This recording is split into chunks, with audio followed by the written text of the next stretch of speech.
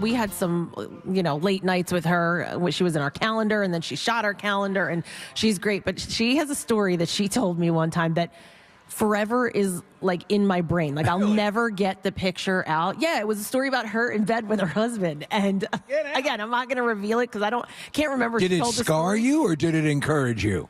It's just, Allison, it's so freaking funny. It's not like it scarred me. It's just like I can't get the picture out of my head. It has to do with her husband's unit and making it look like it was her unit. Okay. Oh, wow. I can see that because you know what? For a while, she tried to talk me into trying in the bedroom with my wife, allowing my wife to peg. To penetrate me. Yeah. And I said, no. Yeah. I'm in my 50s, and I'm pretty sure I know what I like and don't. And we just introduced like bacon to the bedroom. Yeah, exactly. So I was like, but She's so funny. Yeah. All right. Well, happy birthday, Allison. Okay, so we're going to start with an update on the Gene Hackman and Betsy Arakawa story. Of course, they were found dead in their New Mexico home on Wednesday, along with their dog, in circumstances officials deemed suspicious enough to warrant a thorough investigation. At first, they had said it looked like, natural causes. They're still not sure what's going on, but there are more details. So even though the cause of death is not yet known, they didn't have any external trauma. There were no immediate signs of foul play. According to the preliminary autopsies, authorities also note there was no immediate signs of carbon monoxide or natural gas leak, because we thought from the initial reports it sounded like that. Yeah, that seems the most obvious. The bodies were found in separate rooms in the house with scattered pills found next to Arakawa. Hackman's and Arakawa's bodies were discovered by maintenance workers at the home. In a 911 call, a caller said that they could not enter the home, but they could see two unconscious people through the window. In the audio, you can hear the caller say, "No, dude, they're not moving. Just send somebody out here really quick."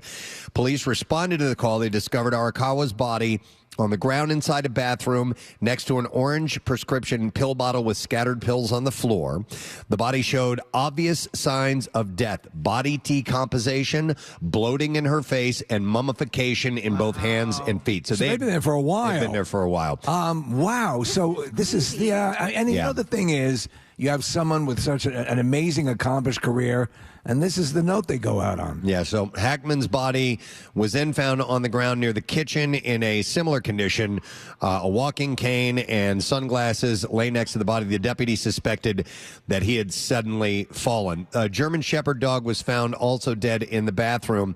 The affidavit initially said the dog was in a closet, but later clarified it was actually in a crate. So it was where you would keep your dog. He might have starved to death then. Yeah, that's what I'm thinking happened. Two other healthy dogs were found on the property, by the way.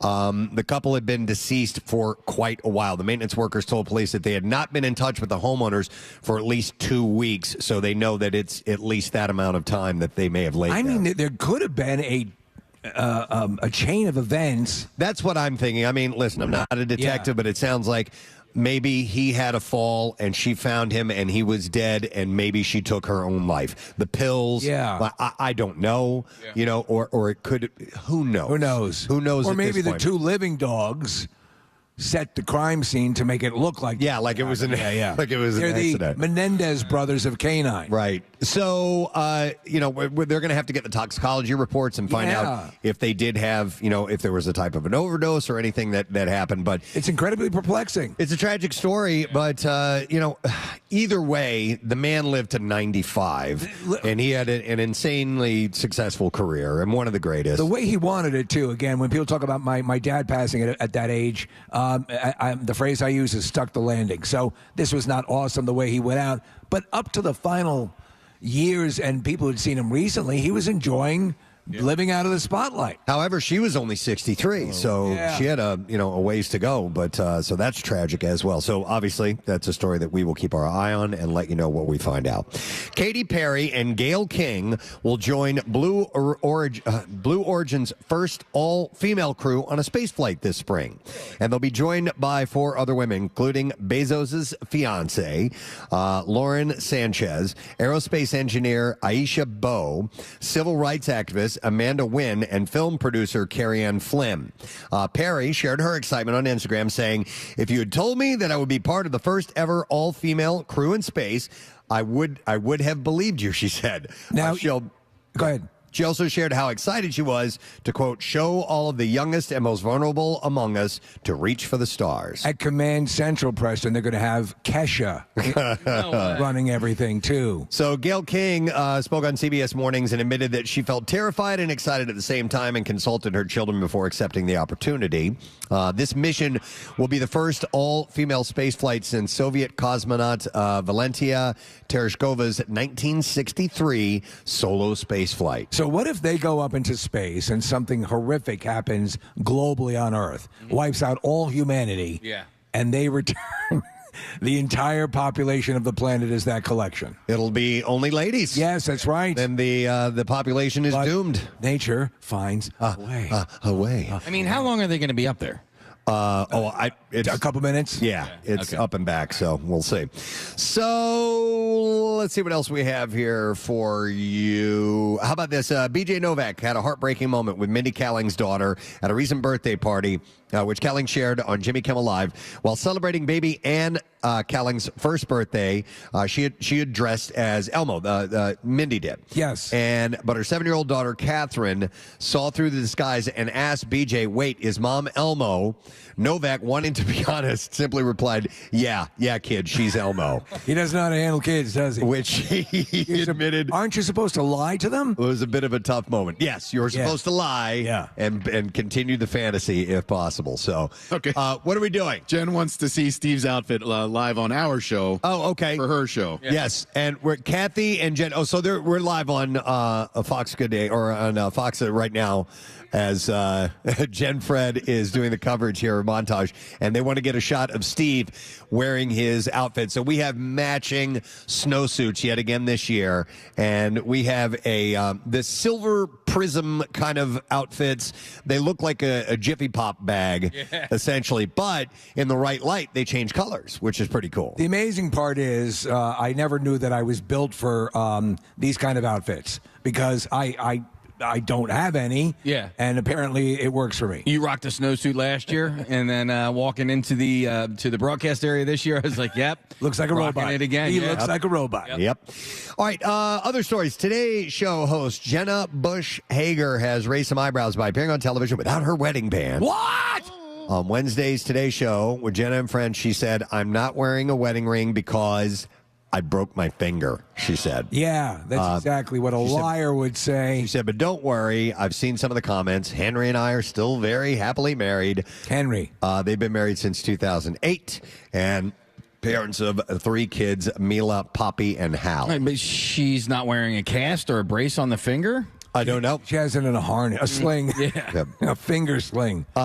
Congratulations to Wilmer Valderrama and his fiancée, Amanda Pacheco, who have revealed that baby number 2 is on the way. Although it's not quite accurate. That honor goes to their 4-year-old daughter, Nakano, who had been telling anyone that would listen that a baby girl was joining the family even before Pacheco knew that she was pregnant. So he's had both these kids with his fiancée? Yep. So she said she's been manifesting this for months before I found out I was even pregnant, telling my family that she was going to be a big sister by going to the store and asking to buy the tiny balloons at the checkout stand that say it's a girl. Mind you, we still don't know the gender of the baby, but if it was up to her, she'd love to have a baby sister. So that's cute, the little 4-year-old. Yeah, it's weird because, well, not weird, but the character we first became familiar with him playing Fez is the absolute 180-degree opposite of what he really is. Yeah. So, yeah, miraculous. Honestly, it makes you reappreciate the performance that was Fez. Yeah. So earlier this month, there was a report that Marcus Jordan, by the way, I don't know who that is. Nick, if you wouldn't mind looking up who Marcus Jordan is, I was supposed to do that before we got into this. Had been arrested for cocaine possession. Michael Jordan's son. The one he drove onto the train tracks. And he told the cops, I'm Michael Jordan's son, by the way. Yes, thank you. Okay, Michael Jordan's son, you're under arrest. Yeah, so he had been arrested for cocaine possession, driving under the influence, and resisting arrest. Slight change in that. The cocaine possession has been dropped, and it's been replaced instead by ketamine possession. Somebody called in some favors. Yeah. Yeah. It's no longer ketamine. Further testing revealed the white powdery substance found on Jordan when he was arrested February 4th was not cocaine as first thought. And this is slightly better for Jordan because ketamine is a Schedule III substance under Florida law, and possession of it can result in lower penalties than possession of cocaine. Isn't that convenient? A pre-trial conference for Jordan is now scheduled for March. You think it was? You think it's made up? Yeah. I think he had cocaine, and I think they bargained it down. Yeah. Okay. Gabrielle Union has shared a health update about hubby and ex-NBA great Dwayne Wade, and the news is all good. Union says Wade is officially cancer-free now after a tumor had been discovered on his kidney. On yesterday's The View, Union explained that he's had the surgery and is cancer-free. But it was a challenge. Wade actually underwent the surgery in late 2023, but kept the news under wraps from not only the public, but much of his family as well. Nick, could you look something up? Because Rochelle was, we were talking last night, and she was on her phone, and I didn't get a chance to research this morning, but she saw a story that said Michael Bolton has a brain tumor. Yeah, you know, we were talking about him the other day. Yeah. Because of that Eddie Vedder performance for the SNL 50 thing, and yeah, he's sick. He has Rochelle's right, so I'll get you some of the details. But Oh, I saw that man. as well, yeah. When did this broke yesterday? Yeah. Yeah. Yeah, so that's terrible news man. to hear. Oh, man. Is it snowing out, by the way? Yes. It is. Okay. We got flurries? Yeah. We got flurries. Hey. Steve, that's fresh patter. Come on. So he shared a family photo yesterday for the first time since his cancer diagnosis, which was a brain tumor, and that was diagnosed back in 2023. Really? Yeah. I don't know how. I did not know that. I'm looking You know at what? You know why? looking at the photo. He looks very gaunt. And Yeah. Does he? the reason we missed it is Oh, that son of a bitch. that news broke over the holidays 2 years ago, and it was when we were off. It was during our holiday break, so that's why we missed it. We were talking about Oh, Gene Hackman and Michelle Trachtenberg, so it's been a bad couple of days. has been. All right, we need something that is a little bit more uplifting. How about the fact that it was announced yesterday that Shrek 5 has added a huge name to the cast, and on the official social media accounts, they posted that Zendaya is on board in the role of Shrek and Fiona's daughter. Daughter. Is my daughter.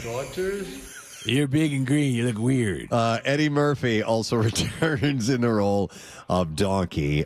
This is my donkey. The movie is set for release on December 23rd. You're donkeyer than that. You're better than that. The Garden State 20th anniversary benefit concert in Los Angeles is sold out, and it sold out quickly. But there's How's the Garden State taking place in Los Angeles? What's going on here? still a chance for you to watch it. Yeah, right? Yeah. Exactly. So the concert, which is set for March 29th, will stream exclusively on Veeps on April 6th. It celebrates the 2004 film, which had a stellar cast, including Zach Braff and Natalie Portman. The concert will benefit Midnight Mission, which is a homeless shelter in Los Angeles. And Braff had said, we're planning all sorts of surprises for the audiences, some behind-the-scenes clips from the movie, and a bunch of surprises that we need around 6 months to pull off. I never saw Garden State. I associate that movie and that soundtrack with Casey because the Shins are on that soundtrack, and Casey loved that song. It was when I first started working at Y100. Slang. Yeah, and you listen to it a lot, and so I learned to like the Shins because of you. Yeah. And that soundtrack is a great soundtrack. It's known for its eclectic music choices, so that's Yeah. why Zach Braff is, I guess, overseeing this. I remember that being the big thing. The Yeah, Shins and the yeah. Strokes and stuff like that were part of that. Well, and there was Puds. one scene in particular where, she's listening to her headphones and she says, here, listen to this, it'll change your life. And that was the Shin song, No Slang. And it really was a beautiful song and a beautiful moment in the movie. That movie, when you look back on it, it is of a time, though. And Zach Braff wrote it. It takes itself a little too seriously. Okay. Yes, I thought the exact same thing. I liked it, but it was very self-involved. Yeah, I had. It was poised as so indie kind of. Yes, I was like, aggressive. I don't want to see that. It's like when I never did. It's like when they force a cult movie. Yeah. they were really all over that. But there are some movies like that soundtrack. And then what was the Infinite Playlist? Oh, so-and-so's Infinite Playlist. Yeah, that had a great soundtrack. There were a few of them that really were. Nick and Nora? Yeah, definitive with that. where you'd buy the album because it was a curated collection of songs. Another one was a John Cusack movie at the record store. Oh, yeah, High Fidelity. High Fidelity was Grease because they were making all those lists in the movie. But, I should probably watch them. All right, anyhow, Wheel of Fortune and Jeopardy are finally making their way to streaming. Sony Pictures Entertainment announced Thursday that it's taking bids from major media and tech companies for the streaming rights to both iconic game shows. Does that mean they can drop the F-bomb? Keith Legoy, Sony's TV chairman, said the world is changing around us. With audiences shifting to streaming, other big broadcasts like WWE Raw and NFL games have already made the jump. Starting in September, the winning bidder will be able to stream new episodes the day after they air with exclusive same-day rights up for grabs in 2028. So, okay. I mean, I can already watch old shows on cable. Yes. Yeah. You can also watch today's Jeopardy on YouTube. On it's, I guess, like a bootlegged version of YouTube, but Jeopardy's production company, whatever, hasn't blocked it. But you can watch it like 3 or 4 hours in advance of it airing. So, like this afternoon at 3 or 4 Philly time, that's got to be illegal. You can watch tonight's Jeopardy because I don't know how they get access to it, but I've missed a few episodes of Jeopardy and wanted to watch it because Ryan Long was on the other night, our buddy Ryan Long from Philly, and it's weird that you can watch it earlier than you probably should be able to watch it. All right, a couple other quick things, and then we'll move on to some clips and whatnot. The story of Nadia Suleman, Octomom, Kathy's favorite, the Octomom, is finally being told from her point of view. You mean a big gaping vagina? Lifetime is reading the docuseries called Confessions of Octomom, in which not only does Suleman tell her story, but we hear from her kids and the sperm donor, who until now has been a hidden part of the story. Suleman became known worldwide in 2009 after she got pregnant with octuplets via IVF. She welcomed Noah, Malia, Isaiah, Nariah, Jonah, Makai, Josiah, and Jeremiah that same year. She's also the mother of 6. At that point, just put a turnstile at you. She also had 6 older children. I didn't remember that. She had 6 kids before that? Yeah, Elijah, Amira, Joshua, Aiden, Kalissa, and Caleb. Holy crap. Yeah, so Confessions of Octomom premieres on Lifetime Monday, March 10th. The pictures of how she was enormous, and the big issue was that a fertility doctor was that they were conspiring to get that situation going. Right, like it was a little irresponsible for him to implant however many eggs that he did. Kathy, the word is, believe it or not, that she's a pretty good mom. Wow. Okay. Yeah.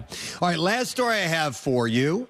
Pantone is celebrating Drew Barrymore's 50th birthday with a special gift. They are giving her her very own color. Oh, wow. So special. Dude, who's the gal that does that impression of her? It's the best. A couple of them. From SNL. Chloe Fineman. Yeah. So the Color Institute has chosen a shade that represents the actress and talk show host's sunny, outgoing optimism and is worthy of the name Drew Barrymore Yellow. Yeah, I was just going to say it has to be a yellow before you said sunny. Okay. Yep. If you were a shade, what color would you be? I feel like Kathy would be green. like a magenta. I love that color. Really? I think you are right. You both are in sync. You guys should go out. But this color. You guys are like laughing about a color being named after Drew Barrymore. When you said that, I was like, oh, I would love a color named after me. Dude, Romano red. I mean, it's But you know what? Red's not my color. Okay. Really? Yeah, no, I don't. What about what you're wearing right now? Yeah, I like this. This is like an iridescent. Looks good on you. It's a prism. Thanks. How come Prism, mine isn't changing colors the way hers is? Because Yeah, you're not a It's girl. different. It's a different suit. Oh, it is? Yeah. How does she get a different suit? Well, That's no, what she picked. No, it's the same. You guys got the male version of it. The female version. Ours have penises. Just came in this color. Okay, all right. So anyhow, so it's a Drew Barrymore yellow. Pantone surprised her with the news of the buttery hue Oh, I love this buttery hue. in honor of her birthday on her show this week and shared it on Instagram, posting it just like its namesake. Drew Barrymore yellow is a softly radiant golden yellow whose welcoming warmth and joy glow creates a space where everyone can shine. You know, Press, I'm trying to assign you a color, and I want to give you like an earth tone, like a blue or a green, but I'm going yellow. I feel like Yellow for I Preston? feel like Preston No. is a shade of yellow. No, I'm thinking of a mahogany color, a deep a wood, something from the hewn from a mighty oak. Maybe even orange. Maybe like Something where like- yellow meets orange. That's just the vibe I'm getting from Okay, it right now. all right. That's what you're feeling. That's what I'm putting feeling. off. It's funny. You know what you would be? Green. Yeah, it would have to Definitely be. green. Yeah. I do this with my friends with Fish songs all the time because, the lighting is such a big thing at Fish concerts. But I'll ask people, I go, what color is Harry Hood? And it's clearly green, and Rift is blue. But I do this all the time with music. Well, I'm getting my house painted. I do endorse CertaPro painters, and they're coming by next week and starting. And in my bedroom, I'm actually going with a deep green. Really? Okay. Yeah, and it's not Eagles. It's not going to be like Kelly green or anything like that. What I'm going for is what? I know what you're going for. Good, say it. It's a golf clubhouse. Yes, it's a locker room. It's a men's locker room at golf courses. That is exactly what I'm going with. Wait, Dark browns and a deep green. It's very masculine color. Where is it go? Like a specific room or the whole? My house? bedroom. Your bedroom. Yeah, my bedroom. Sorry. So yeah, I've gotten it from the various club I love that idea. locker rooms and golf clubs. When I moved into our house, my room that I'm in right now, deep blue. Yeah? And I actually dig it. You guys Nice. saw it. Yeah. Wait, Excellent. is that the color that you inherited and you never The color I changed it? inherited. I'm like, this works. If it works for you, stick with it. Yeah. All right, we have movies that are opening this weekend, so we will touch on them. It's the flute one. Oh, yeah, this is it. Here we go. Changed it.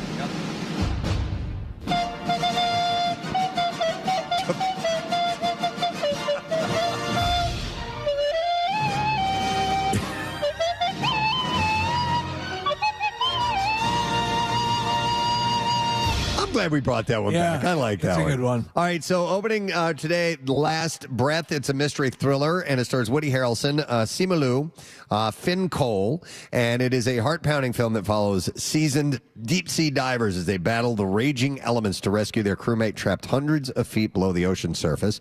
It's based on a true story. Last Breath is an electrifying story about teamwork, resilience, and a race against time to do the impossible. It's an hour and 33 minutes long, rated PG-13. It's a wide theater release. Rotten Tomatoes score comes in at 74%. Also opening this weekend is My Dead Friend Zoe. It's a comedy and comedy drama, a dramedy, if you will, and it stars Sonequa Martin Green, Natalie Morale, I'm not sure, and Ed Harris. It is a dark comedy, but a drama also that follows the journey of Merritt, a U.S. Army Afghanistan veteran who's at odds with her family thanks to the presence of Zoe, her dead best friend from the Army. Despite the persistence of her VA group counselor, the tough love of her mother, and the level of an unexpected love interest, Merritt's cozy dysfunctional friendship with Zoe keeps the duo insulated from the world. I like that name Merritt, by the way. Yeah, it is kind of cool, yeah. Running time's an hour and 38 minutes. Rated R, limited theater release. Rotten Tomatoes score is 93%. That's pretty good. There you go. That is... Oh, now we have the clips. Yeah, let's get to those. So exciting. All right. In the series Fire Country, a young convict joins a firefighting program looking for redemption. And in this clip, Jared Padalecki talks about playing a captain who trains the cadets. Jason, play the clip, please. Camden Casey, my character, comes in, and we all know Bodie. He started out as a prisoner who was on a work release program trying to earn his way to being part of CAL FIRE. He has to go through 3 phases, and he's gone through 2. Dude. All right. The new episode of Fire Country is tonight on CBS. Here's our next clip. Thriller film Cleaner is set in the Canada Square skyscraper in London, where an ex-soldier turned window cleaner works to rescue hostages. Here, Daisy Ridley talks about her fear of heights while filming. Hit it, please. I did get used to being at the height I was at, because for the most part, I was in a pretty set area. But the cradle did move up and down, and there were a few times going up and down that I looked down and thought, oh no! And I felt so alone, looking down, seeing the whole crew on safe ground, and me up there. Shut up, dummy. Cleaner is now in theaters, by the way. They're saying it's terrible. Oh, really? Oh, my God. Yeah, they're saying it's one of the worst movies of the year. Oh, no. Yeah, it's been panned by the critics. It is. They say the problem is she's outside the building. Yeah. Throughout like the whole thing. Yeah, it's just, and it gets boring after a while. Okay. John McClane went inside. Right. All right, that's the entertainment report. And if you're just tuning in, we are sitting at the base of Montage Mountain. We're looking at our mountain cam as we speak right now. There's a camera that is right on the hill of which we are going to execute the Cardboard Classic. It's groomed. They're putting up the fences as we speak.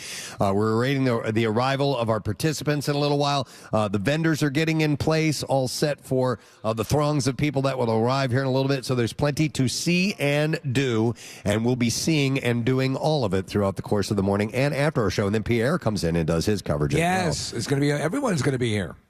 Brent Porche will be here. Yeah. Jackie Bam Bam. We got the full collective. So in the meantime, we're going to conduct our radio program. So we will take a break and we will come back with more of the Cardboard Classic on 93.3 WMMR. Stay put. Preston and Steve on 93.3 WMMR. Hey, friend, it's Preston. Listen, I'm in the middle of updating my home, and I knew exactly who to call. That is Certa Pro Painter. Fresh new look to my home.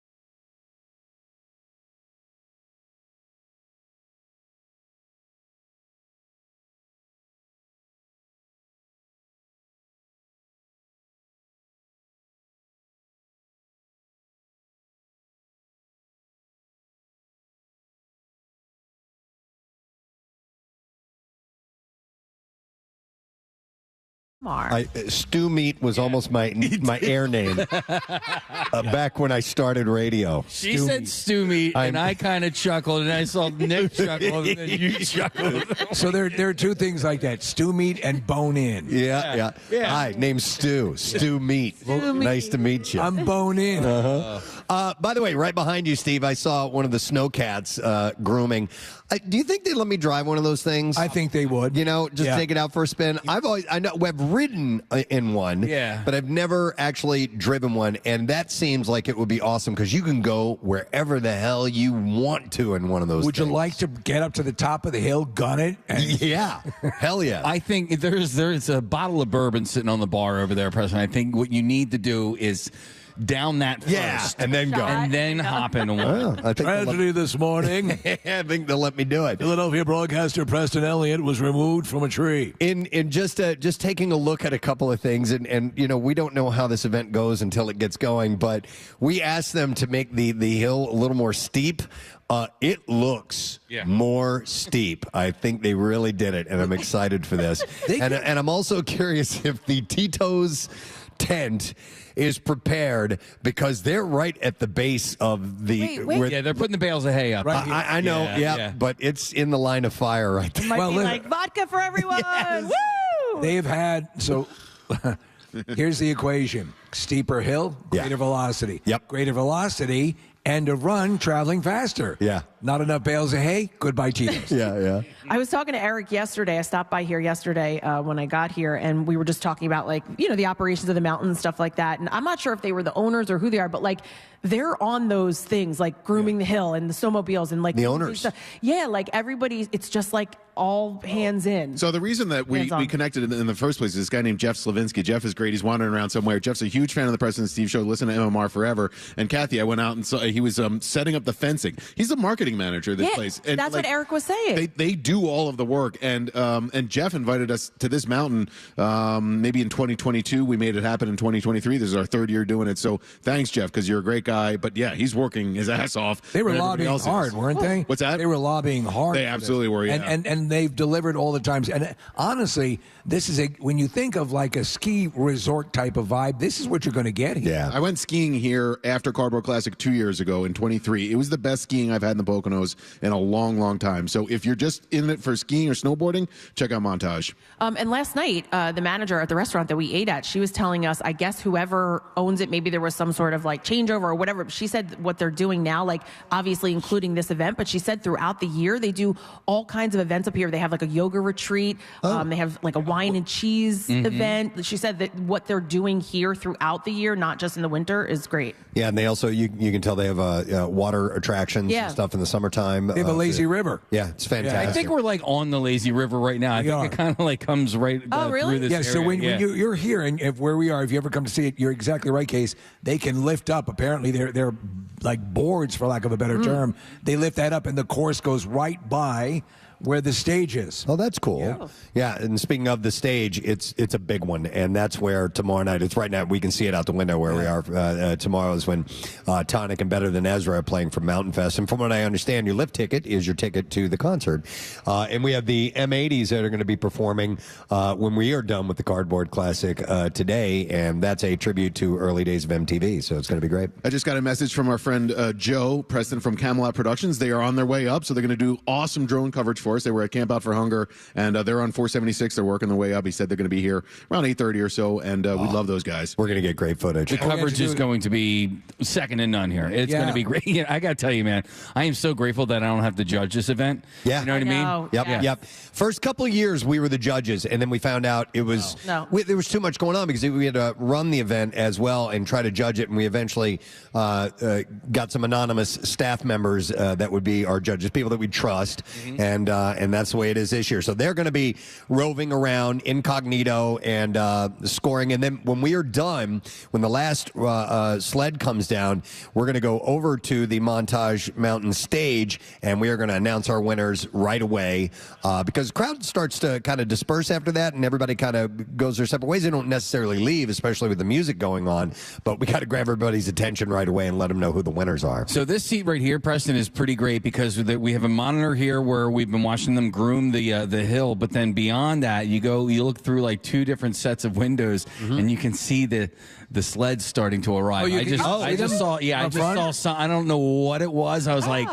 It had like a gothic sort of vibe to it. Well, last night when we were on the way down here, we're in the car. We're on the Northeast Extension. I'm in the left lane, and there was kind of heavy traffic where we were. And all of a sudden, Rochelle goes, "There's a pirate ship!" And they had pulled over. They were on the shoulder, and we had already zipped past them. I would have pulled over and stopped and said hi to whoever it was, but I think they were like recovering it up. So sometimes there are mishaps on the way in the travel. It was so funny to hear go, "It's a pirate ship!" We used to talk about it was almost like the ancient burial ground of things that didn't make it all the way up because they would fly apart. A lot of these, you'll see people they pull out all the stops and they'll get like a Penske truck or a full. Yeah, it's the only way to move. I saw a couple of them coming up yesterday. I saw a few outside the hotel this morning, and you could tell they were getting prepped. By the way, people. Were they the ones outside my room all night? They were not. Well, I don't know. Perhaps. I had Preston. I had the partiers last night. You had the partiers last night. I had the people banging in the room next to me last year. Yes. Yeah. I remember that. I didn't have that this year. At least I didn't hear them. Man. Steve, people are tuning into the YouTube channel, and they don't quite know what you're wearing. So Casey set this up last year, but I think it deserves an explanation. Tipsy elves. Tipsy elves. Am I explaining? Well, yeah. Okay. Sorry. Yeah. No, I just I thought it would be fun if we all like dressed up and looked matched and looked the same. And so we did this last year. Steve ended up rocking the snowsuit the entire show, and then we reached out to Tipsy Elves again this year, and I put Kathy in charge of actually picking out our fashion designs. Yeah. So I sort of went with the 80s theme here at the mountain, and Steve's got a metallic snowsuit on. Yep. You look badass, dude. By the way, the goggles, which he just put on, the unfortunate part is huge, and you can wear your glasses underneath. I know, which is awesome. I was thinking about that. Yeah. Was I not meant to be a killbot? I swear to God. Yep. Look at you. And Look at you. I'm like, no, I'm here for your mother. Yeah. No, give us a little Arnold Schwarzenegger in that. The mountains and the Titos, the kind of things. You see the people with the pirate ships, and there's the cat. You see her colors change, mine don't. I don't know. Yeah. The Titos. I was getting Titos. Daft Punk vibes. Daft Punk. Yeah. I love that. So we will all be wearing that later on today. Yeah. I almost wore mine in here, but it is hot. It is toasty warm. I've never been a snowboarder or skier, so not having the apparel, to me, it seems like my preference is to just put it on, keep it unzipped, and then when you go out, it is surprisingly flexible. Yeah. Yeah, I was surprised how these... You're not a packed sausage right now. You're supposed to be able to move and ski and snowboard in those things. So, but I went outside a little bit earlier, and it's a little bit nippy out there, and the snowsuits are definitely going to come in handy. Yep. Well, you're talking about a high here today of what, 40, 41? Yeah, somewhere around that range, Yeah, I mean, it's still going to be chilly. We're going to need them on. So last year, the ones that we wore last year, Jenn Fred from Fox 29 just so happened to have the same one. So she does a girls' ski and snowboard trip every year with her girlfriends, and they get the Tipsy Elves snowsuits. So she just so happened to have the same one we had last year. So we ordered these. She is genuinely upset that I didn't get her one to match us. Oh, no kidding. I was like, I just thought last year it matched, like, coincidentally. She has another one because she went out again to, I think they went to Park City or something like that. And she has a pink one on, which is so cool. It's like hot pink. Yeah. But she's upset she's not matching us. I was like, all right, we'll try to get you in. Do we need to do this now? Do you need to add her? Well, I already added Chuck and Rodney to the mix because I got a ration of crap from both of those guys last year. Rodney's like, what? Didn't Tipsy? What, am I not part of that group? Yeah, I'm going to kill you. He's not laughing. Tipsy Elves, were they on Shark Tank? Yes. You know what they were, They were on Shark Tank. Yeah. And they took off, right? Did they pass on them on Shark Tank? They did get picked? Okay. Yeah, and Jenn was saying that she got one of the first iterations of the snowsuits, and we've had a couple of them, and that how they progressed, and they seem to be warmer, more flexible. Like you can wear them to actually to weddings. Ski and snowboard. No, but to actually ski and snowboard. So last year, our rainbow outfit, I have now have willed that to. I haven't willed it. Bequeathed. I bequeathed that to my son Carter. He's going to wear that today. Oh, nice. Yeah, so he'll be dressed. Let me fully ask in that. you. Yeah. So he's taller, right? Yeah. Yeah. So Casey, it got me an extra large, so it'll fit him. It should fit him okay. Yeah, it might even be a 2X just for the height. This will be the first time my wife comes to this event, by the way. She's never been, because the kids were always, younger, and it was difficult for her to get away. And there was always a school event that took place usually on the same day of cardboard class. Does she ski or snowboard? No, not at all. She hates it. I thought about getting my son up here because University of Scranton's not too far from here, and that's on his list of potential schools to go to next year. Yes, my niece and nephew went to it. And had a fantastic time. Yeah, and it just didn't work out. It looked like it was going to work out. I was going to bring him up here last night. He has a friend who's actually a freshman there now, and he was going to spend the night with him, and then I'm do this thing today, but it just ended up not working out.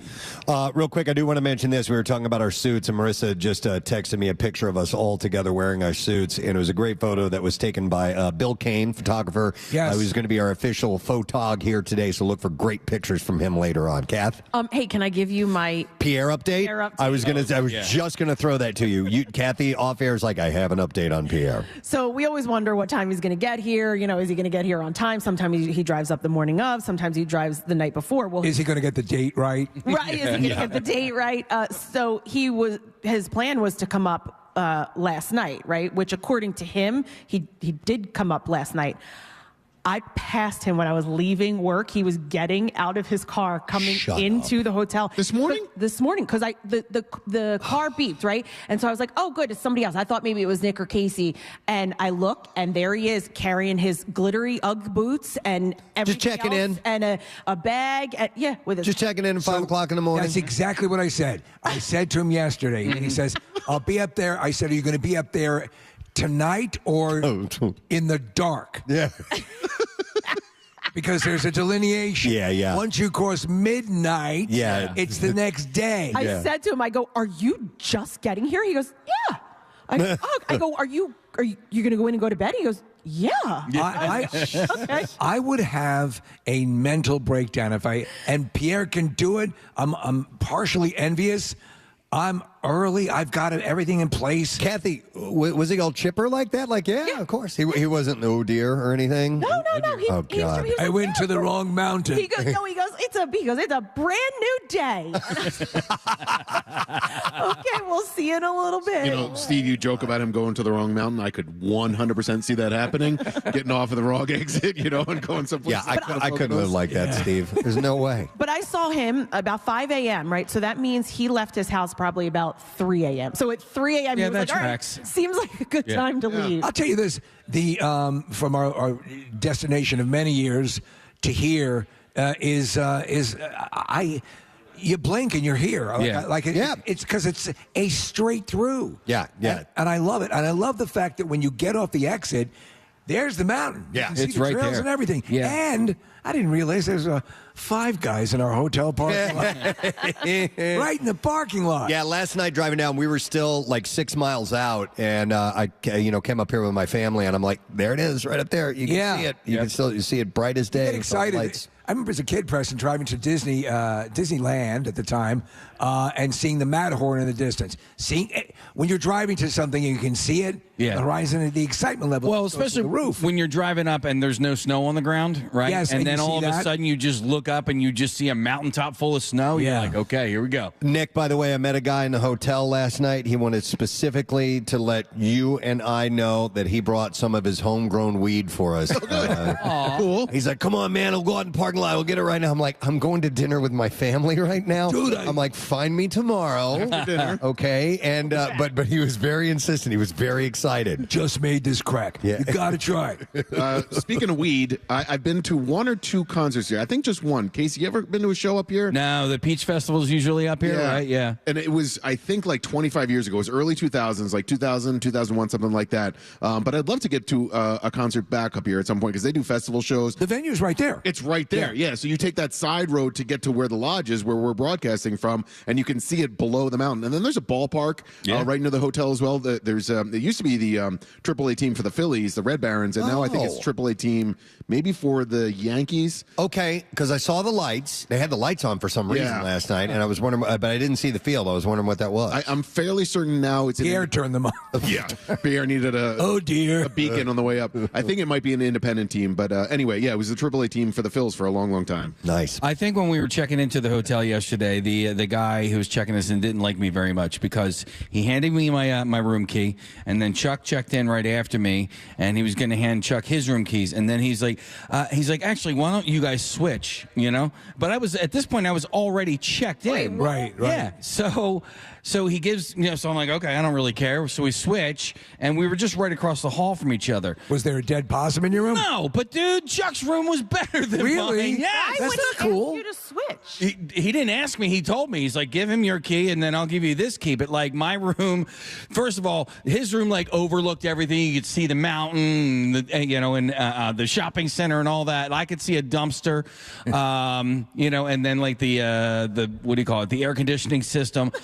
I didn't have any coffee mugs in my room. I didn't have an alarm clock in my room. He had an alarm clock, coffee mugs. He had this extra table. I didn't have the extra table. Well, maybe it's the way you present yourself. Yeah. Or was Chuck's because Chuck has like the company credit card? Was it his car? Like, did the guy know that? I don't think so. He booked the rooms. No, or something? But when he did that, I was like, let's see whose room's better because I think this guy doesn't like. No. It may not be that he didn't like you. It may be that he really liked Chuck. That could have been it. Maybe. Yeah. That was Justin's. Very nice guy. Yeah, Really nice guy. Yeah. He was wearing a striped shirt. Yeah. Yeah. And I thought we hit it off. Yeah. I must have said something wrong to the guy. He asked me to visit their family during Thanksgiving. Super nice.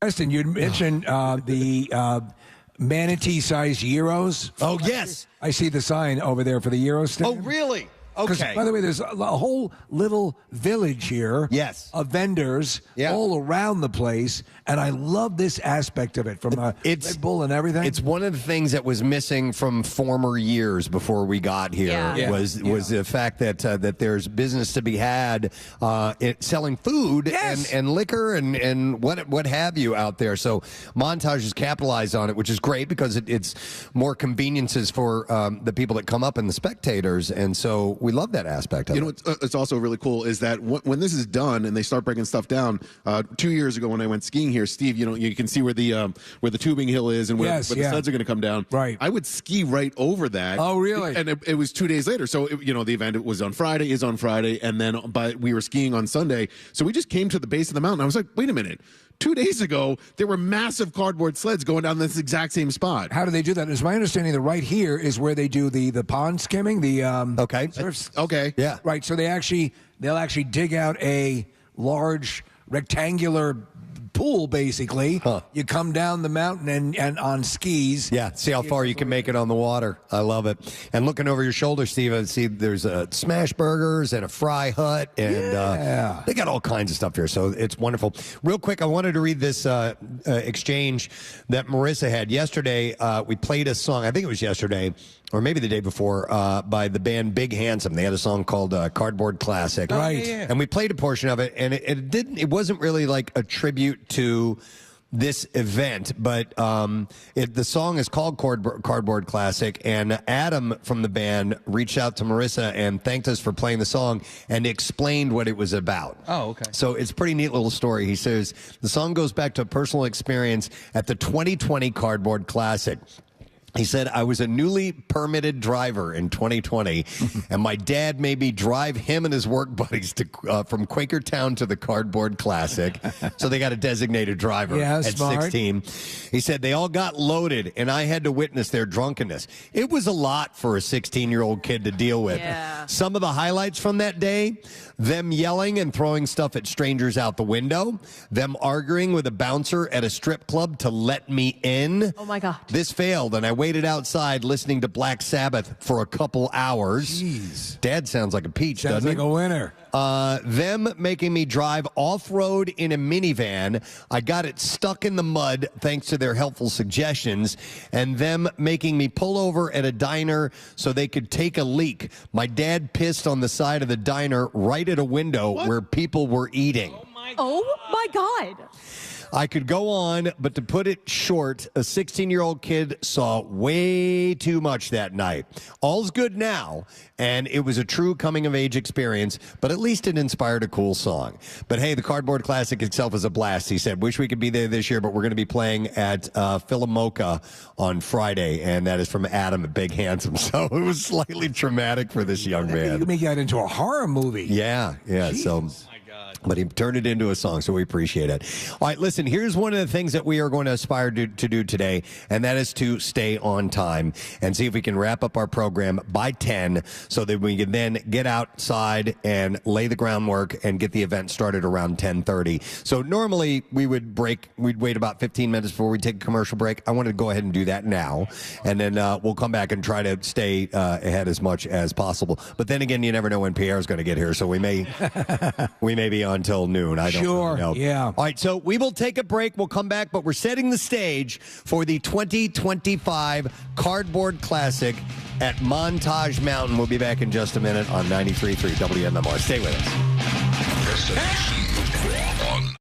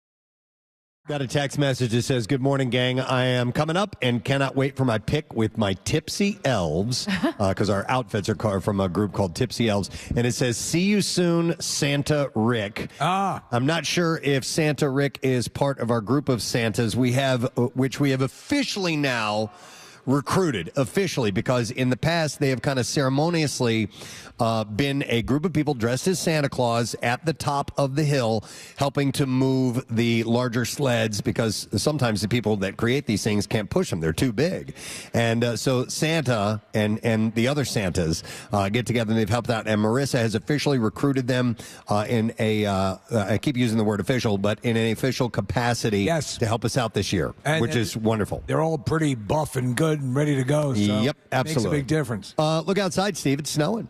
Yes, it's a Christmas miracle. We got some beautiful flurries happening as we speak. And looking at our mountain cam in front of us here that is fixated on the actual Run for Cardboard Classic, I see that the mountain officials have put down the rubber mats at the bottom. And the rubber mats are supposed to slow things down a bit. If you've ever worked in a restaurant, if you've worked in like a really big kitchen, some of them have these rubber mats on the ground. It's the exact same thing. Yep. And they throw a bunch of those down, then they put down hay bales, and that's used to cushion those sleds that go too fast.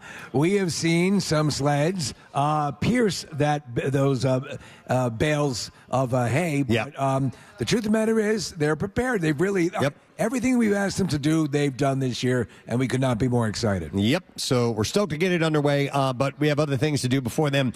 It's Friday, so let's officially ring in the day, the weekend, with our favorite band, Froggy. Here we go.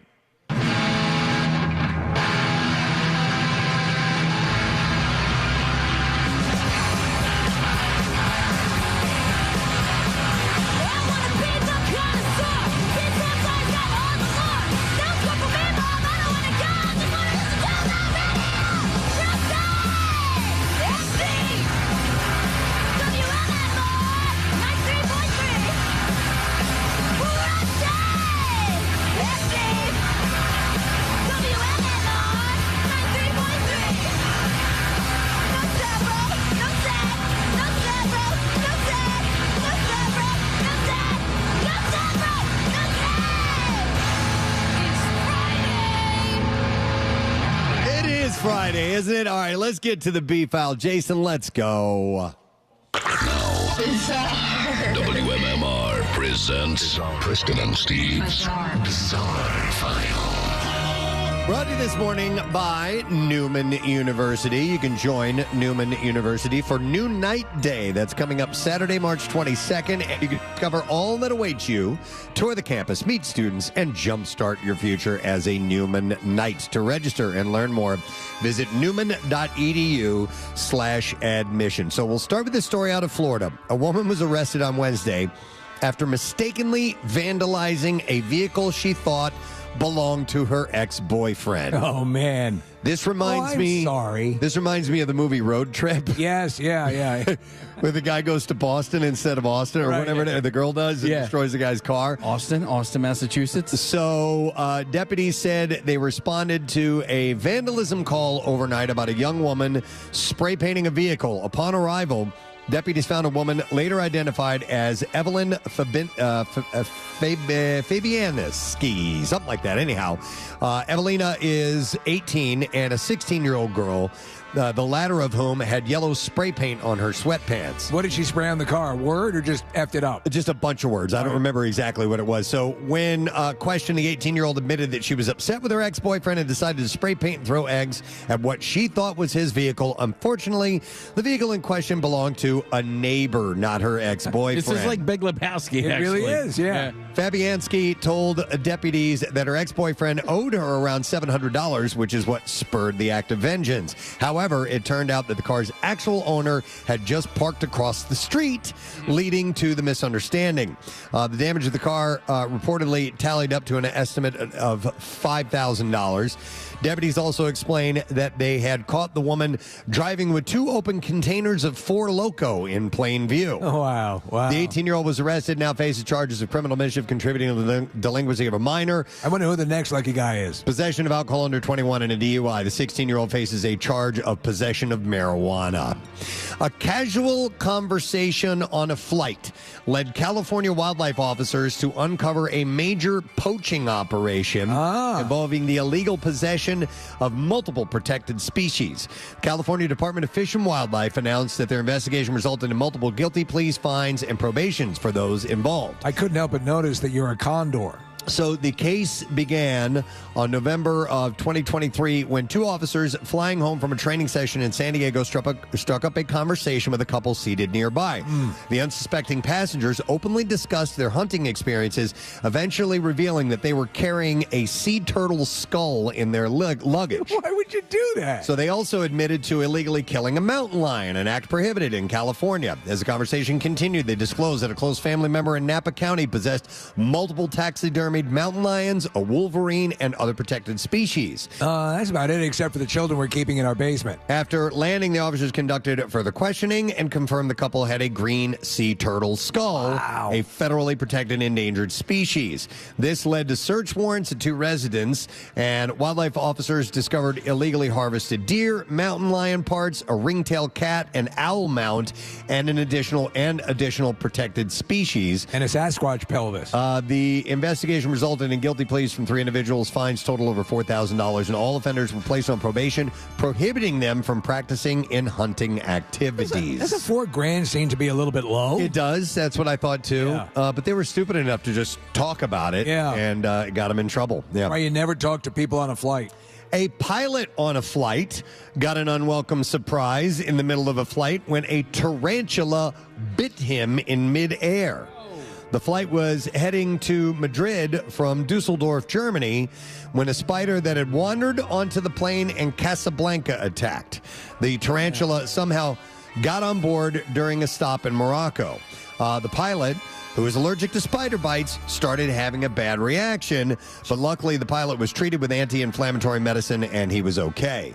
Once the plane landed safely in Madrid, it had to be fumigated to make sure that no other creepy crawlers were on board, and it caused a 3-hour delay. Does anyone know how to treat spider bites? Yes.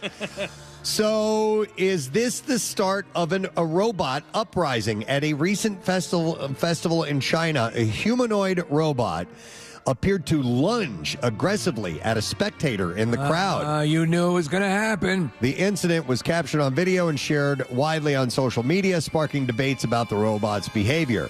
Some viewers interpreted the robot's actions as eerily human-like aggression.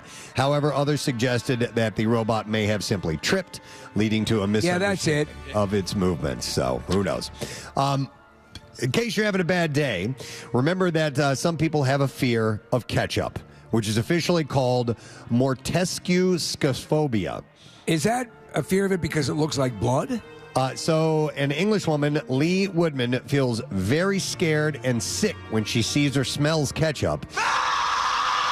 She does not know why, but she has felt this fear for as long as she can remember. She is far from alone as well. Alexandria Govan from Scotland developed this fear. Me too. After her sister sprayed ketchup on her when she was 12. Yeah, bitch. Even though she works as a waitress, handling ketchup makes her feel very uncomfortable. And I literally want to kill myself. And she works with the thing she is most afraid of every single day. Fear of ketchup. Never heard of that. All right. I wonder where that comes from. That is what I have in the bizarre file for you. We have a little sunshine breaking through the clouds. And that, with snow at the same time, makes for a very cool picture right now. Nick, you're looking up at the mountain. It's really nice. You see the sun sort of cresting up above where we are. I remember 3 years ago, when we were figuring this out, we hadn't been, we didn't know what the situation was going to be as far as like where the sun comes up, and it's cool because it's right behind the tubing hill, right behind where all the sleds are going to be in just an hour or two. It's glorious. Yep. You can start to see the G light up on the Eurostein. By the way, we are at the Slocum Hollow Bar and Restaurant. That's where we're broadcasting from as we're doing this. So we thank those guys for giving us the space. Also, some of our sponsors, Tito's Handmade Vodka, Pro Team Collision, the official cardboard sled debris cleanup crew, by the way. They're phenomenal. And they'll be helping clear the sleds that crash. Neumann University. There's a lot of people. As Nick had said, drone coverage provided by Camelot Productions. This is going to be cool. Our photos are being done by Bill Kane. You can check out kaneimages.com. Comcast with our connectivity today. Live Casino and Hotel Philadelphia is a sponsor.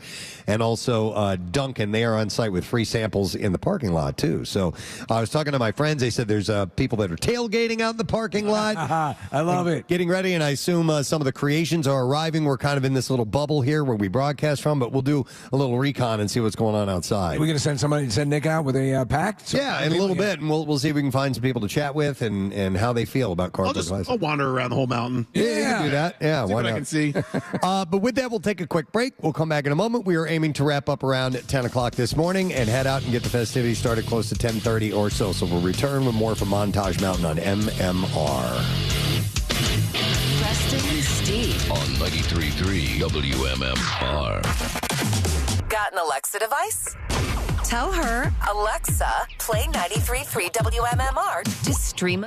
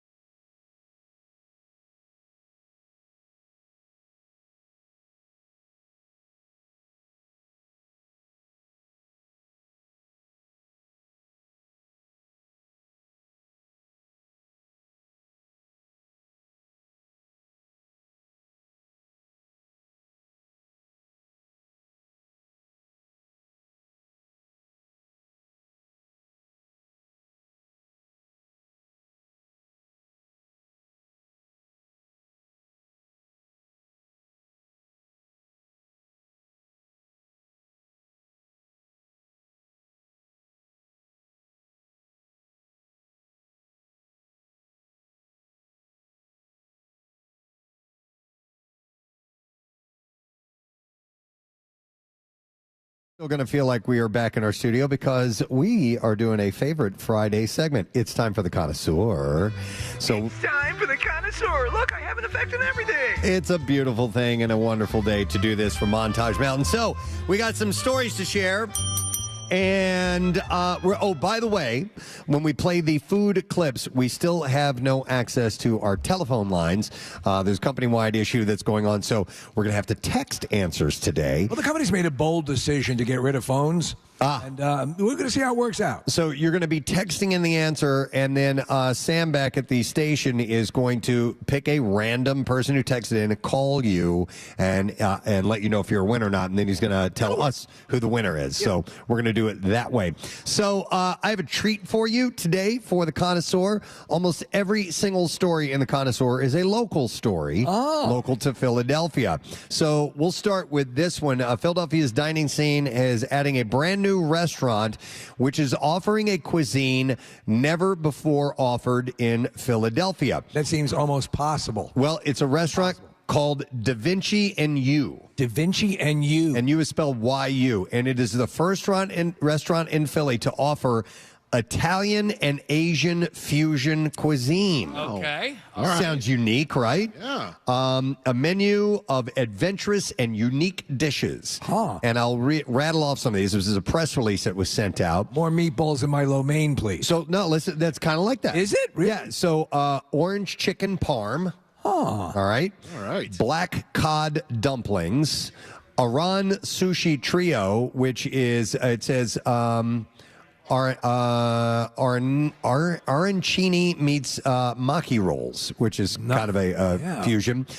Then you have Italian Asian wedding ramen, which might be ramen with meatballs. Meatballs, yeah. Okay.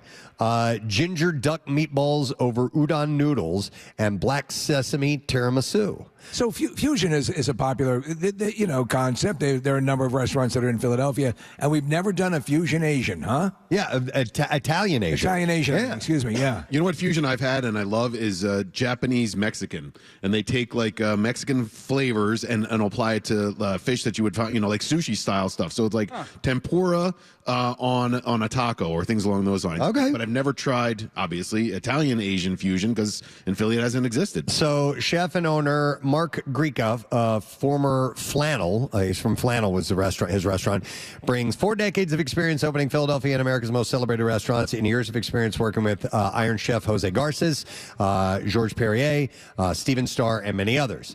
Grika traveled abroad to Italy with his family last year and had a meal that changed his life, and he brought back ideas and inspiration and set out to open not only Philly's only restaurant of its kind, but one of the only of about a dozen or so Italian Asian fusion restaurants in America. So this is a kind of a new that is pretty wild take on it. I'm going to Italy in a week from today. Yes. Holy crap. Yeah. It's that soon. It's that soon. Are you flying to Venice? I'm flying into Milan. I just missed Fashion Week, by the way, guys. Oh. Yeah. Wear what you're wearing. I would have worn what I'm wearing right now. But I'm curious as to which, because Italy's, the different in different regions and stuff, and like, what should I go for if I'm going to be a place it's called the Lasta Standa. Yeah, good hot dog joint. Good hot dog. No, but I will be in Milan and Venice, so I'm just wondering. Yeah, and they're different than Tuscany and Rome and yeah. So look at you. So Grika, the chef, had returned to Flannel in last summer, started work on a new menu and concept. Announced in December Flannel would close, and in just weeks transformed 1819 East Passyunk Avenue into one of the most unique and stunning new dining destinations. Would you consider yourself an adventurous eater? Yeah. You'll try anything. Yeah, sure. Yeah. It's funny because we went to Harvest last night for dinner, and Preston and his family and friends came separate from us. So I was looking at the menu trying to guess what he would order. Oh. Yeah. And because he's a little bit more adventurous, I went off a little. I was wrong. He ended up getting the risotto. Yeah, I got the scallops and shrimp risotto. I thought you were going to say, Casey, the story I thought you were going to tell was that. So I'm actually, I'm a pretty picky eater, but a place like Harvest is perfect for me. Like, there's a lot on the menu for me. Yeah, farm fresh, farm to table stuff. Yeah, but I got to use a phrase that is often used on me on someone else at the table, and it was Chuck. And I said, Chuck, do they have the chicken fingers for you? Chuck was already worried about going to Harvest. He's like, it was just going to be like grass and dirt and stuff. I'm like, there'll be something for you to eat. The burgers and everything you'd want. Yeah. If anyone's pickier than me, it's him. It's him. All right. They had a slice of pizza and 18 pills to choose from. So. Da Vinci and Hughes is now open in time for East Passyunk Restaurant Week with a special 3-course menu at only $40. So that's kind of an interesting. Yeah, I love to support local business. Little take in a new cuisine. All right, let's start with the clips. And like I said, you're going to have to text in your answer, and then we're going to randomly pick a winner. That's how it's going to work today. So you'll have to identify what movie this clip is from. So Jason back at the studio. Jason Fayon is running our board back there today. Jason, if you could play our first clip, I'd appreciate it. Okay, so that he just whispered in our ear that the digital the unit that we use to play the clips is not working. So we'll come back to that. As we were going through that, I'm looking out the window here, and I just see a giant bottle of driving by. Yes. So this is a cardboard classic. It was a cardboard sled. Nice. Going by. All right, so I guess we'll do another story. We're good? Oh, wait a minute. He says we're good. Okay. Jason, play the clip, please. Here we go. I can't tell you which one because that'll give away the answer. Cardboard. Okay, here we go. So I'll give you a little piece of advice. If this bunch is all you've got, don't tangle with Hera, because they don't look tough enough to me to stomp a stringy jackrabbit. Okay. 215-263-WMMR. Did that mention food at all? Stringy jackrabbit? Oh, jackrabbit. Okay. Yeah. All right. 215-26. No, don't call that. Text. Oh my God. Text in. If you know, listen. It's a goddamn nightmare. Text if you know the answer to 39333. All right. And now we can get our order up. Okay. Boy, this is a shocker. After almost 20-year run, Robin Gupta has sold Guppy's Good Times in Conshohocken. Oh. You know that's what his last name was, Kath? Yeah, no, I did. But didn't we already do this? No, you sent it to me Maybe we talked about it this off week. air? We talked off air. Oh, all right. Okay, sorry. So Gupta bought Pat's Bar on September 5th, 2005, and officially changed it to Guppy's several months later.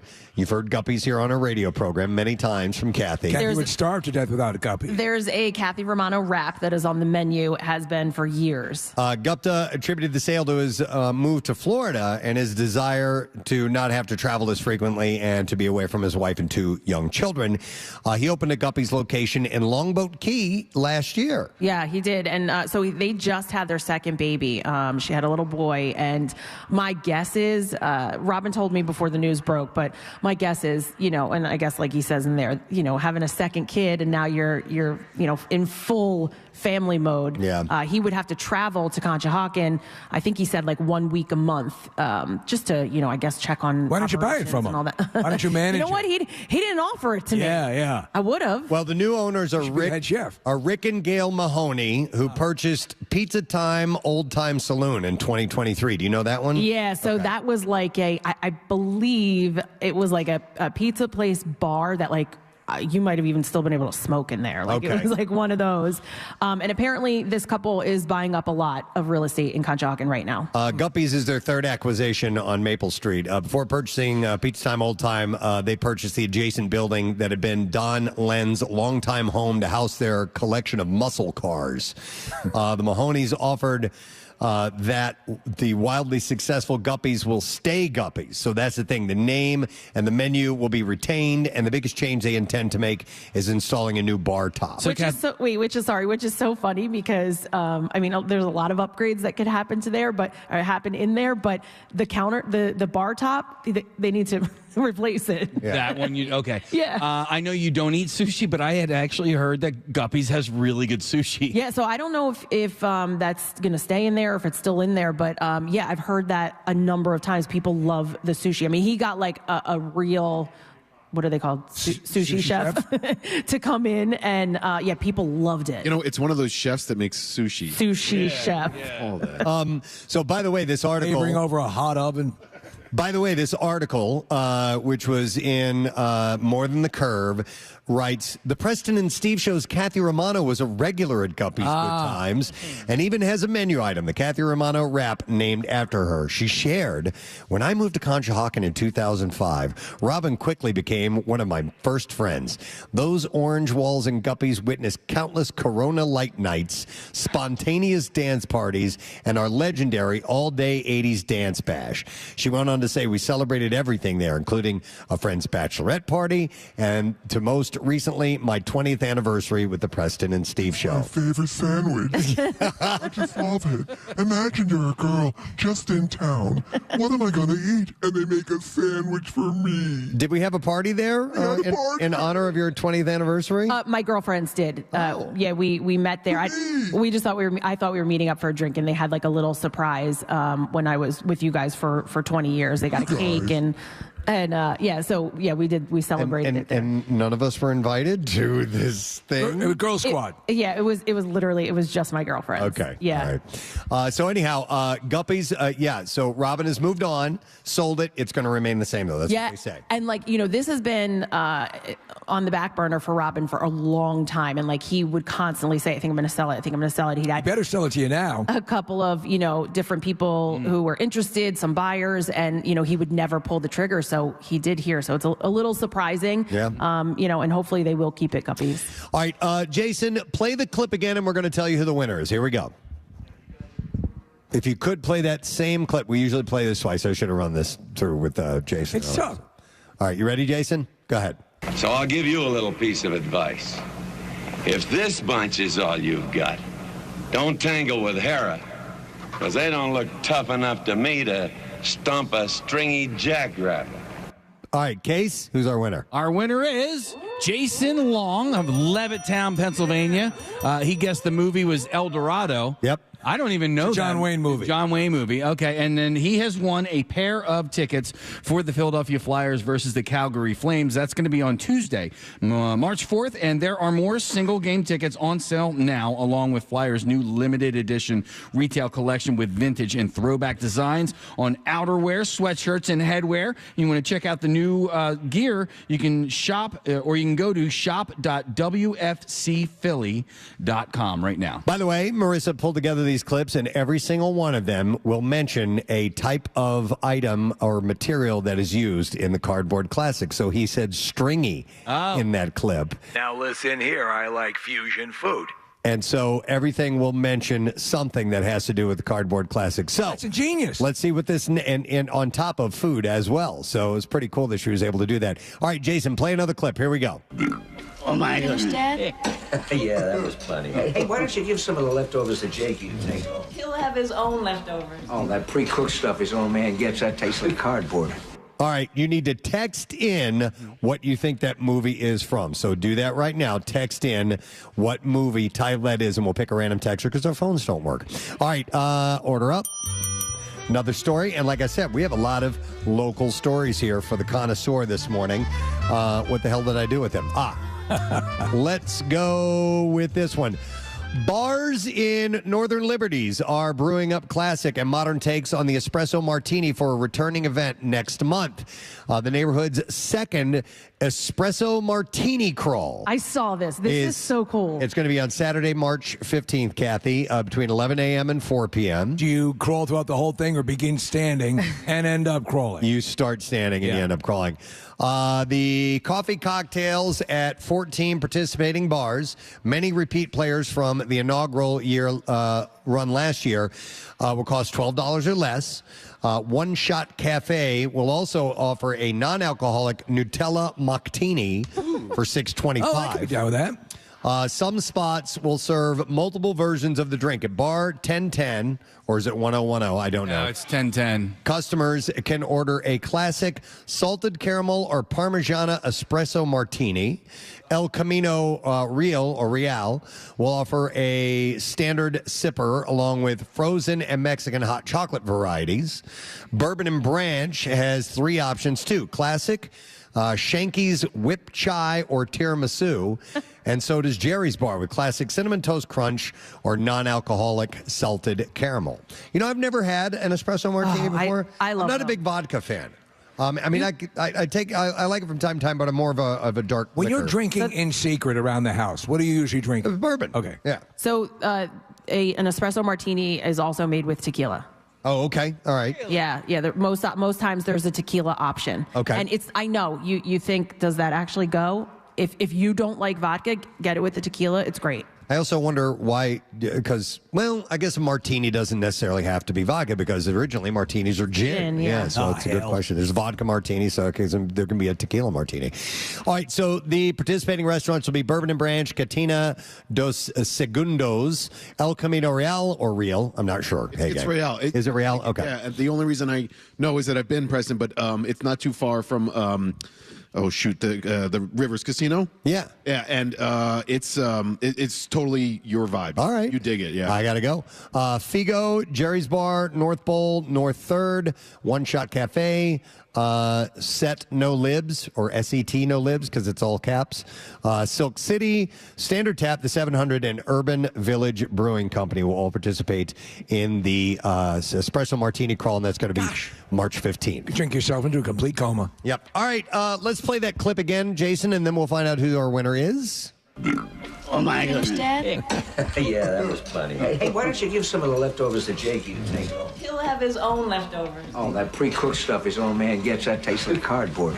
All right, Case, we got a winner. Yes, we do. Our winner this time is Shane Corley of Gilbertsville, Pennsylvania. He guessed Grumpy Old Men, and Shane wins a 4-pack of tickets to Adventure Aquarium. Mermaids have returned to Adventure Aquarium Fridays to Sundays through March 16th. You can watch in awe as real-life mermaids glide alongside majestic sandbar and sand tiger and nurse sharks, turning an underwater fantasy into an unforgettable reality. All right, we will roll another clip and see if you can guess what movie it is from. It will not only have to do with food, but also some of the materials used at the Cardboard Classic. Here's our next clip. Jason, if you will. Hi, Joyce. Jesse's back. What's first grade like? Tell me everything. Well, I was present and explain. You mean show and tell, big guy. You see any kids eat paste? Guys, listen. All right, let's see if you know. You mentioned paste in Yes, there. and eating it. So glue, paste. All right, let's see if you know what movie that is. And we are taking texts today. So text your answer to 39333. All right. Order up. Music, please. All right. Let's go with, another local story that has to do with restaurants. There's a place called Wonder. It is a new kind of food hall, and it has announced plans to open 10 locations in Philadelphia throughout spring and summer, including in Ardmore, Fishtown, Northeast Philly this spring, followed by South Philly, Rittenhouse, and others later in the year. Locations will include delivery, pickup, and dine-in options. Other neighborhood locations will include King of Prussia, Westchester, Newtown Square, Mount Laurel, and Cherry Hill. So the radiuses will cover much of the city, including Northeast, the Main Line, and South Philly. So it's an interesting. It is they're partnering with Phil Abundance, which is part of the reason that I brought them up for the expansion. And Wonder is creating. It says here per the release, a curated super app for mealtime. Wonder operates a collection of restaurants by some of the best chefs, including Bobby Flay, Jose Andres, Nancy Silverton, and Marcus Samuelson, along with award-winning eateries from across the country. So customers, it says, can experience any combination of 25-plus different chefs and restaurants together in one order for the first time. So it's a lot of friggin' food. Yeah, it sounds interesting. And I don't know how they're going to have a tapeworm. This is what you've been looking for. Well, I don't know how they're going to pull this off, but everything is made to order at a Wonder storefront and delivered in under 30 minutes. It says with seamless order tracking. And it benefits Phil Abundance? They will. It says they've partnered with, so I don't know exactly. So they're probably using food intended for the homeless. What that means. Wonder currently operates 37 locations throughout New York City, New Jersey, Rhode Island, Pennsylvania, and Connecticut as well. It says Wonder owns every step of the process from food sourcing and prep to menu creation, cooking, and delivery, consistently bringing an elevated, personalized dining experience. So I tried to get a feel for what this was from reading this, and I don't know exactly how it works out, but these are food halls. Here comes Marissa. Here we go. With the Hip City food thing, gadget, as Pierre would say. Yeah. What is it? Delicious City. That's it. Podcast. Yeah. Preston, it's like a big ghost kitchen. And so pretty much... That's scary. Within this kitchen, they're making all of these dishes. So it's like the one group of chefs are cooking whatever you're ordering. Okay, so that makes sense. by Ghost Kitchen, you mean one facility that they're all like that. They're all using for their various different restaurants. Yes. Instead of like 6 kitchens in one big kitchen, it's just one kitchen, and they're making whatever dish. I gotcha. So that I would have gotten away with it too. They're opening up 10. Those darn kids. They're opening 10 of those locations in Philly, by the way. So, all right, Jason, can you play the clip again, please, and we'll see if we can get a winner. Hi, toys. Hi, toys. Jesse's back. What's first grade like? Tell me everything. Well, I was present and explain. You mean show and tell, big guy. You see any kids eat paste? guys, listen. Chris. Okay, tell them to wait. Okay, sorry. I'm trying to use hand signals to signal people to do things. Hey! And also get a winner. Casey, who's winning? All right, our winner, they guessed Toy Story 4, which was correct, and that was Adam Hornback from Cherry Hill, New Jersey. Got a 4-pack of tickets to the Adventure Aquarium. Mermaids have returned to Adventure Aquarium Fridays to Sundays through March 16th. You can watch in awe as real-life mermaids glide alongside majestic sandbar, sand tiger, and nurse sharks, turning an underwater fantasy into an unforgettable reality. All right, thank you. So what I was pointing out was somebody came walking into our broadcast area in a long white trench coat with a sign that says "OnlyFans Feety Feet P and S." I forgot. Yes. There's the video. Yeah. We have to debut Kathy's foot video Yeah, today. we do. I completely forgot to mention that too. So not only is this person carrying this particular sign, but they're also dressed from the Pirates of the Caribbean. I don't know what character that is. Yeah, you know who that is, though? I'm fairly certain that under the mask, that's Bob Havens. Oh, no way. Is no it Bob kidding. Havens? It's Bob Havens. That was the pirate ship that your wife saw last night. No, it wasn't. There's another pirate ship. Because Rochelle's already seen pictures of Bob Havens' creation, and this was a different pirate ship, by the way. First of all, he's got a lobster claw. Yeah, he does. Yeah, and then second of all, in the OnlyFans Feety Feet sign, there's a hole. Yes. For Kathy's foot. That's right. And at what point is your foot going through that, Kathy? I don't know. We'll do it later. Okay. Well, and when are we debuting the video? Next? We completely forgot. Marissa and I both forgot. So yeah, whatever. Do we delay till Monday? Oh, no. Okay. No. It's just a matter of a post on Instagram. Yeah, exactly. If you're I hit it sure. hard yesterday, so we're doing it. Yeah, it's okay. We'll put it up, and also everything that's happening here, like all the sleds and everything. Instagram is a good place to go to follow us. Yep. You'll be able to see a lot of updates there. Okay. Including the foot video. When it hits, let me know, Marissa, and we'll make the official announcement because I haven't seen it yet. Neither have I. Yeah, I want to check this out. You have to listen, by the way. Yeah, and I want to hear what is said there. All right, so Jason, let's tee up the next clip and play that when you are ready, sir. Tastes funny.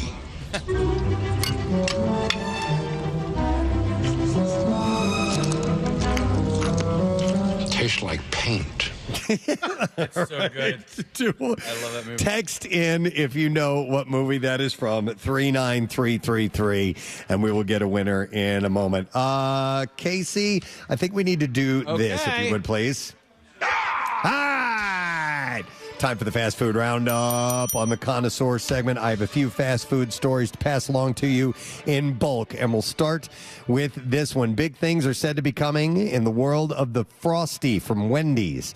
You might have already seen the Girl Scouts Thin Mint variety. Yes. And they are now just beginning to change things up. Sources say that in April, stores will be offering swirls of caramel, brownie batter, and strawberry to Frosties. So does Wendy's offer an actual shake, or is the Frosty... The Frosty, I think, is the only, frozen dessert, right. yeah. So in addition, there's also reportedly a plan to incorporate mix-ins, which would mark a significant upping of the chain's dessert game. I think you were traumatized by the Frosty. I was ripped because in half. You've brought that up for 30 years. I mean, you don't understand the level of aneurysm I suffered because the woman behind the counter, when I said as a young boy, not more than, 12, 13, can I have a shake, please, ma'am? Sure, young feller. Here's a shake. Suck on that. Not realizing that it was a concrete level ice cream dessert, and I could literally feel my neurons firing all at once. I had a full bore stroke. It was horrific. So, yes, did it traumatize me? Absolutely. Do they even give you a straw with those things? They gave me a straw. I always get a spoon. Yeah, both usually. Yeah, it's usually like a, straw and a spoon. Yeah. So you start with the spoon until it starts to melt a little bit, and then you use the then you can use. I the straw. sucked so hard on that, I could feel in the back of my tongue my scrotum. Sorry to interrupt you guys, but SpongeBob is standing right behind you. If you look out the window there. Yeah. Our buddy Mr. Peanut is going to be SpongeBob this year, and he's got a back scratcher. No, that is a spatula. Oh, a spatula. Yeah. back scratcher. That makes more sense. That's my back scratcher. I got a problem with long plastic spoons. I feel like they're not great. Like Dairy Queen. Yeah, well, long skinny spoon. Engineering-wise, they're not very viable. Also for the What Frosty. do you want, though? How are you going to get to the bottom? Well, I understand that the length there is for you to get to the bottom of said Frosty or Dairy Queen or whatever. However, far too much of the product that you're consuming ends up on the sides of the spoon, thereby making it difficult to consume all of the dessert. Because you're ends up on the side of the spoon. What do you mean? You're scraping down low to get the bottom of the Frosty, right? And in so doing, you're then putting a whole lot of the ice cream on. Are you trying to eat from the bottom up? I'm sticking the spoon. Just still eat from the top. Eat off the top. No, though I would like to see that. I'd like to see you eat it from the bottom up. That's What are you, a freaking child who doesn't know how to use a spoon? I'm saying it's not that hard to just surgically, as you're going down the cup, as you are working your way through the Frosty. Where are the directions for this goddamn thing? When you get to the bottom and you only have a little bit of Frosty left, there's still a whole bunch of Frosty on this outside of the cup. And you're sticking your spoon way down into it, and a lot of that ice cream product is ending up on the side of the spoon. We're not with you. No, we're not. In fact, we're going to have to see. I don't understand. We're going to have to see an example of this. We'll get some Frosties next week. I sense an inspiring movie in the works here. Wow. Listen, if I'm 20% of the opinion here, that's fine. That's enough. Yeah. Okay. Another fast food story. Let's see. Taco Bell is cranking up the heat with its new Caliente Cantina chicken menu. Olé! Available now for rewards members and launching nationwide this week. The fiery lineup puts a spicy twist on slow roasted chicken. Do you like chicken? Do you like it to have it for lunch? Which will be or dinner? Is this the kind of meal you enjoy? Or dinner? An option for you. So it'll be the centerpiece of the new Caliente Cantina Chicken Crispy Taco. God damn, that's good. they take an entirely different commercial. Yeah. Like a real, God damn, that was good. Soft taco. It was covered in chicken. The burrito, quesadilla, and bowl. I felt that one in my sack. All drenched in the bold new Caliente sauce. And if that's not like the devil's piss. And if that's not enough heat, get ready. Caliente Cantina chicken nacho fries are hitting the menus as well. Yeah, I don't like it to be overly hot. Again, I think when things are overly hot or overly spicy, I think you're missing the taste. And maybe that's just me. I agree with Nick on the spoon thing. The nacho fries are going to be temporary, a limited time, so you got to get them as soon as possible. Speaking of opinions on food products, Steve, what are your thoughts on chicken fries? Ew. You hit a sensitive point here. Oh. I'd rather. I'm not mad at them, but I'd rather just go regular, straight up chicken. I could not agree with you more. Yeah. If I'm going to have a chicken product, yeah, it'd probably be some type of. You're chicken. toying with me. Yeah, you're as we say in the adult film industry, you're pegging me. So, chicken fries are thinner, right? Yeah. As opposed to chicken strips. Burger King's really fingers. the only place that has chicken fries. And they're not, it's a waste, I think. The spicy chicken fries are better, but but the consistency of the meat inside the chicken fry, yeah, it's not all that. Have you ever had, now we don't have many White Castles in our area at all, but they have chicken rings. Yes. You ever had? Yeah. Yeah, it's a circular thing of chicken with a hole in the middle What do you of think? it. I think it's a stupid not idea. appropriate for an engagement. Yeah, I don't agree. Will you take me? I don't care for it. All right, here's another fast food story. The Egg McMuffin is turning 50, and to celebrate, McDonald's is throwing a birthday bash. God, I remember when they introduced the Egg McMuffin. Yeah, That's what an old bastard I am. 1975, and it was by franchisee Herb Peterson, and it was as a grab-and-go take on Eggs Benedict. You did a great job here, Fred. The breakfast icon is getting the golden treatment all March long. The party kicks off on March 2nd with Egg McMuffin Day, where fans can snag an Egg McMuffin or sausage McMuffin with egg for just $1 through the McDonald's app. That's a pretty cool deal. I wonder over the course of the years, obviously, since they've kept it, it's been a seller. How many of those do they move? The breakfast menu is all centered around the Egg McMuffin. I know I referenced it earlier in the week, but when I worked there, Steve, that was by far the most popular. Most popular? Yeah. Wow. You would make more of those every morning than any of the other products. I thought, Steve, there's a guy looking very closely at you behind you. Oh, he just walked away. No, there we go. That guy. He had his hands up by his eyes and everything. So I thought that the sausage McMuffin with egg was a bit of a game changer. For you, yes? Yeah. I thought when they changed it up just a little bit and threw the sausage in there, it was more me. I can't stand the egg. I'll do a sausage McMuffin, no egg. I'm not. I know people don't like that egg. I'm fine like with it. that egg. No, like when they changed and they started the McGriddle, the egg in that is different. And Yeah, it's scrambled. Yeah. I believe. And I can do that. Yeah. It's I don't know. The You don't like the marble. yolk? Yeah, no, I like that's the part that I like. Yeah. It's the sort of like marbly, weird texture that the egg white has. That's Really? Not a big fan of, yeah. Interesting. Very interesting. All right, and then one last fast food story, and then we'll move along with... what does this say here? Researchers with the University of Illinois College of Agricultural, Consumer, and Environmental Sciences wanted to understand the effects of time lost has on our food choices. So they turned to a place where people are always stuck in traffic, and that is Los Angeles. So over the course of more than 2 years, researchers used data tracking highway traffic patterns in Los Angeles and tracked cell phone data that followed users entering fast food restaurants. And the team used that information to find a link between unexpected traffic and visits to fast food restaurants. It turns out when commutes are longer than usual because of traffic, commuters are more likely to get fast food and less likely to go to the grocery store or to buy food to make at home. I could have guessed that. Your time is wasting, and you figure, let me just go get this now, pre-made and ready to go. I don't care how long the spoon is. It happens more during the afternoon rush hour than the morning commute. Excuse me, but the delay doesn't need to be long to make a difference. You know what? I'll be less inclined, though, in a bumper-to-bumper traffic, or if I'm stuck in a jam, and if maybe it's like where you're aligned on both sides of the street with stores and fast food places. I think I'm less likely to duck out of traffic like that to go get fast food or something, because a lot of other people are doing likewise at that time. Mm-hmm. So it turns out, by the way, that just a 30-second per mile delay is enough to raise the odds of someone stopping for fast food on the way home. So if you're getting in traffic and you start to feel that urge that you want to grab something to eat real quick, you are not alone. What is most inclined to pull you out of traffic? If you see a sign, what sign is going to get you every time? Oh, fast food? Yeah. I would say Chick-fil-A, but that's not true, because I'm usually not ready for the long wait. There's usually a long wait at Chick-fil-A, or is usually pretty busy.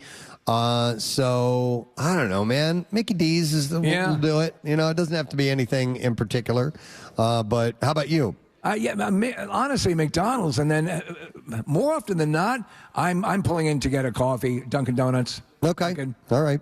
By the way, speaking of fast food, one last story. Actually, I thought that was the last one. But Burger King is on course to grab customers from McDonald's. This week, both announced... Isn't that kidnapping? Their sales figures for the busy October to December quarter, and their fortunes couldn't be more different. McDonald's posted a surprise 1.4% drop in U.S. sales, which analysts said was the company's biggest ever decline. Well, you know why? They had that big span where they had the, was it tainted beef or something? That may be part of it. Yeah, it was in this year, the survey period, correct?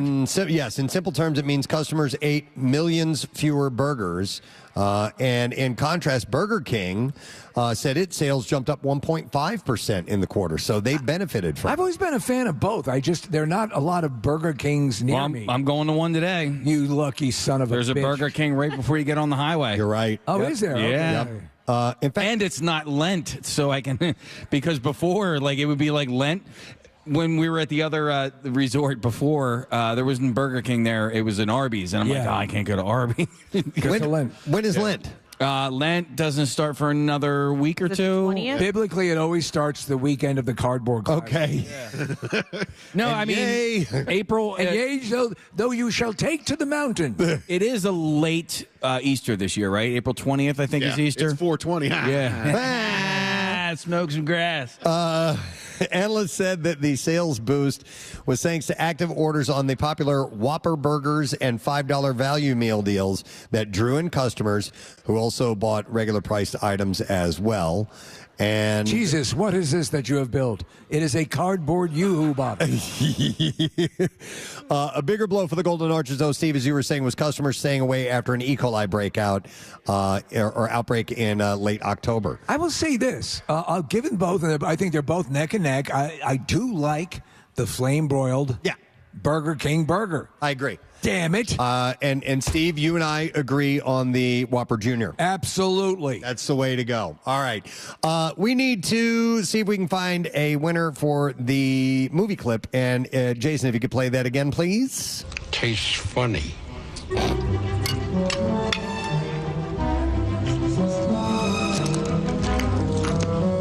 Tastes like paint.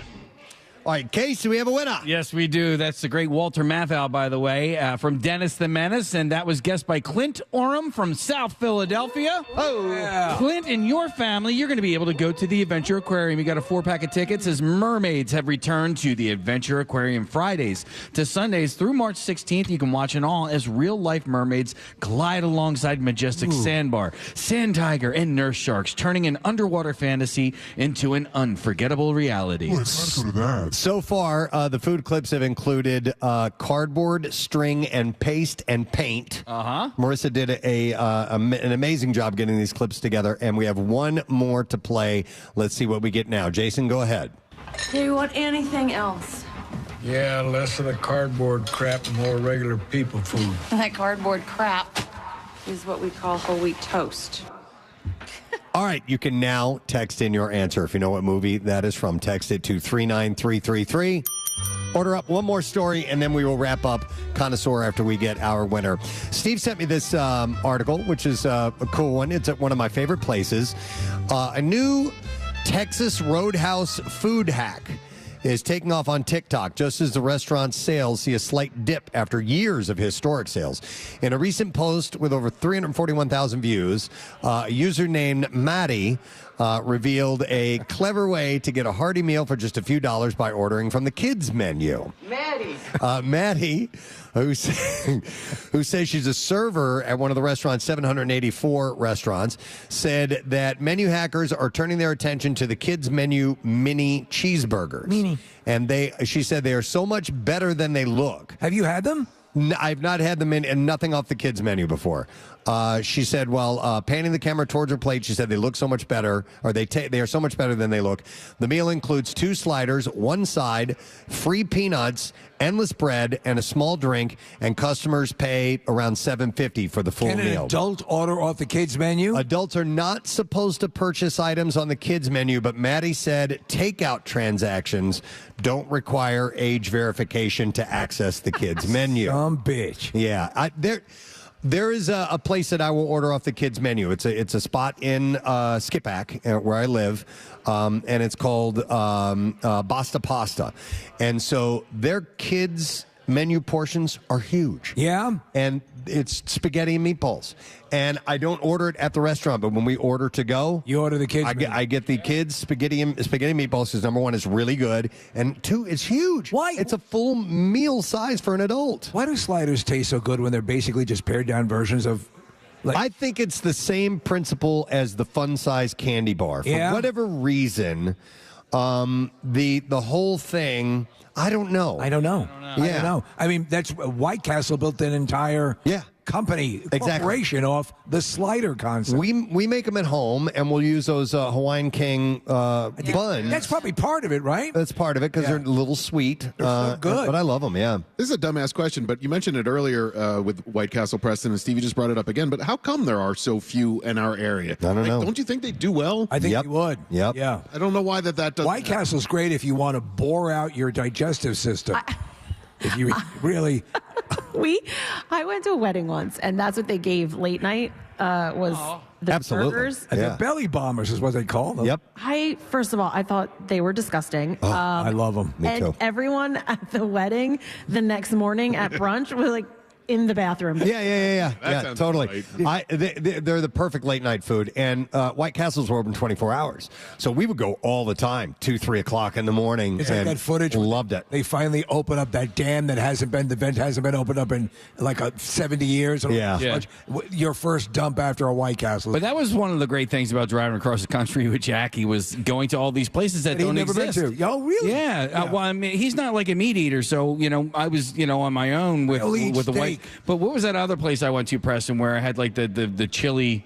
It was like tater tots and chili, or chili in St. Louis? Yeah, it was it was Tasty Freeze? No, because I went to a Tasty Freeze and had sucked on a chili dog outside of there. That was in New Mexico. You didn't have a slinger in St. Louis, did you? What's a slinger? Slinger is it's 2 beef patties with cheese on a plate.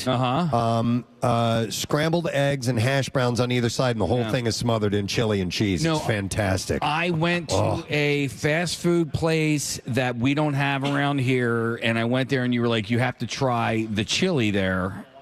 Oh, Steak and Shake. Steak and Shake. Yeah. That's what I was. God, done. Yeah. Yeah, there's no hash browns in that or tater tots. I but might have been chili 5-way. I think is what I had. That's what it was. Yeah. Yep. Oh, yeah. We make our own version of that at home. No, yeah. It's it's on something. It's not pasta. Okay, It's spaghetti. Yeah, it's really good. So anyway, going back to Texas Roadhouse for a second. By the way, I'm going to tell you my personal endorsement for Texas Roadhouse: best bang for the buck at any restaurant. You've said this forever. Absolutely. Their steaks are excellent for what you pay for them. All the food is made fresh. Nothing comes in canned or anything like that. They even make like their salad dressings fresh. The whole thing. They've got their own butcher shop essentially on premises. Dude, it's totally worth it. The question. Yeah. Have they named a sandwich after you? They have not. They're a big chain. It's not like a Guppy's. Right. Yeah, it's not true, like a privately owned thing. So, but anyhow, Texas Roadhouse content continues to thrive on TikTok with various viral posts showcasing the restaurant's large portions, endless biscuit baskets, which, by the way, the bread's great, and generous appetizers as well. But their growth has been down a little bit this year. Is the wait staff, are they dressed like cowboys and cowgirls? No, but they some restaurants. One I used to go that we go to, they would dance. They do a line dance routine. Longhorn, right? No, a Texas Roadhouse. Oh, okay. Because I think they did that at Longhorn Steakhouse. I don't know. They do that at my sushi place for some reason. All right. I don't know. I almost turned into Vincent from Pulp Fiction. I don't know. I didn't go to Burger King. Mayonnaise on that? Hell are you talking about? But thank you, Case. But they do the line dancing at Texas Roadhouse. They're not dressed as cowboys or anything like that. But the whole theme is that in the restaurant. So anyhow, all right, let's get a winner for our last clip. Jason, if you could play it, please. Do you want anything else? Yeah, less of the cardboard crap and more regular people food. That cardboard crap is what we call whole wheat toast.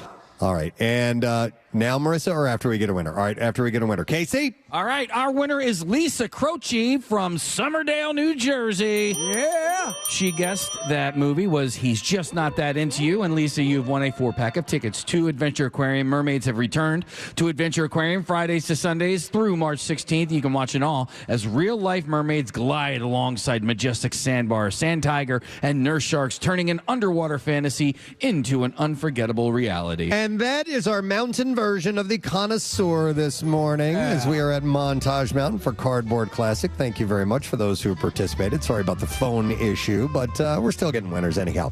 All right, Marissa Magnata has stepped up to our guest microphone. Marissa, what's going on? I would like everybody in the Delaware Valley right now. Yes. Listening to the radio. You're listening, you're streaming, you're on a smart speaker. Maybe you're watching us on YouTube. You probably have your phone in your hand. I would like you to open up the Instagram app. Aha! I would like you to pull up the Preston and Steve Show account. Follow us if you don't, because the Kathy Romano foot video is hilarious. Oh, my and God. It is posted now. Turn your sound up. Okay. Listen to it. Watch it. Enjoy. Oh, my God. I'm watching it right now. Oh, my God. And it says sound on. I'm gonna put my earbuds in and listen. Case the first line in it is for you. Okay. Oh, thank you. Kathy. Oh, my God. Great job. Kathy. This is, oh my God. I can't wait to watch this. Yeah. I cannot wait to watch this with audio. Oh my goodness. This is the best. Okay. Why don't we take a break and we can all go watch the video? We're live at Montage Mountain in the Poconos, and we are getting Cardboard Classic underway in about an hour and a half from now. We're excited for the event 2025. We'll take a break and we'll be right back. Stay with us.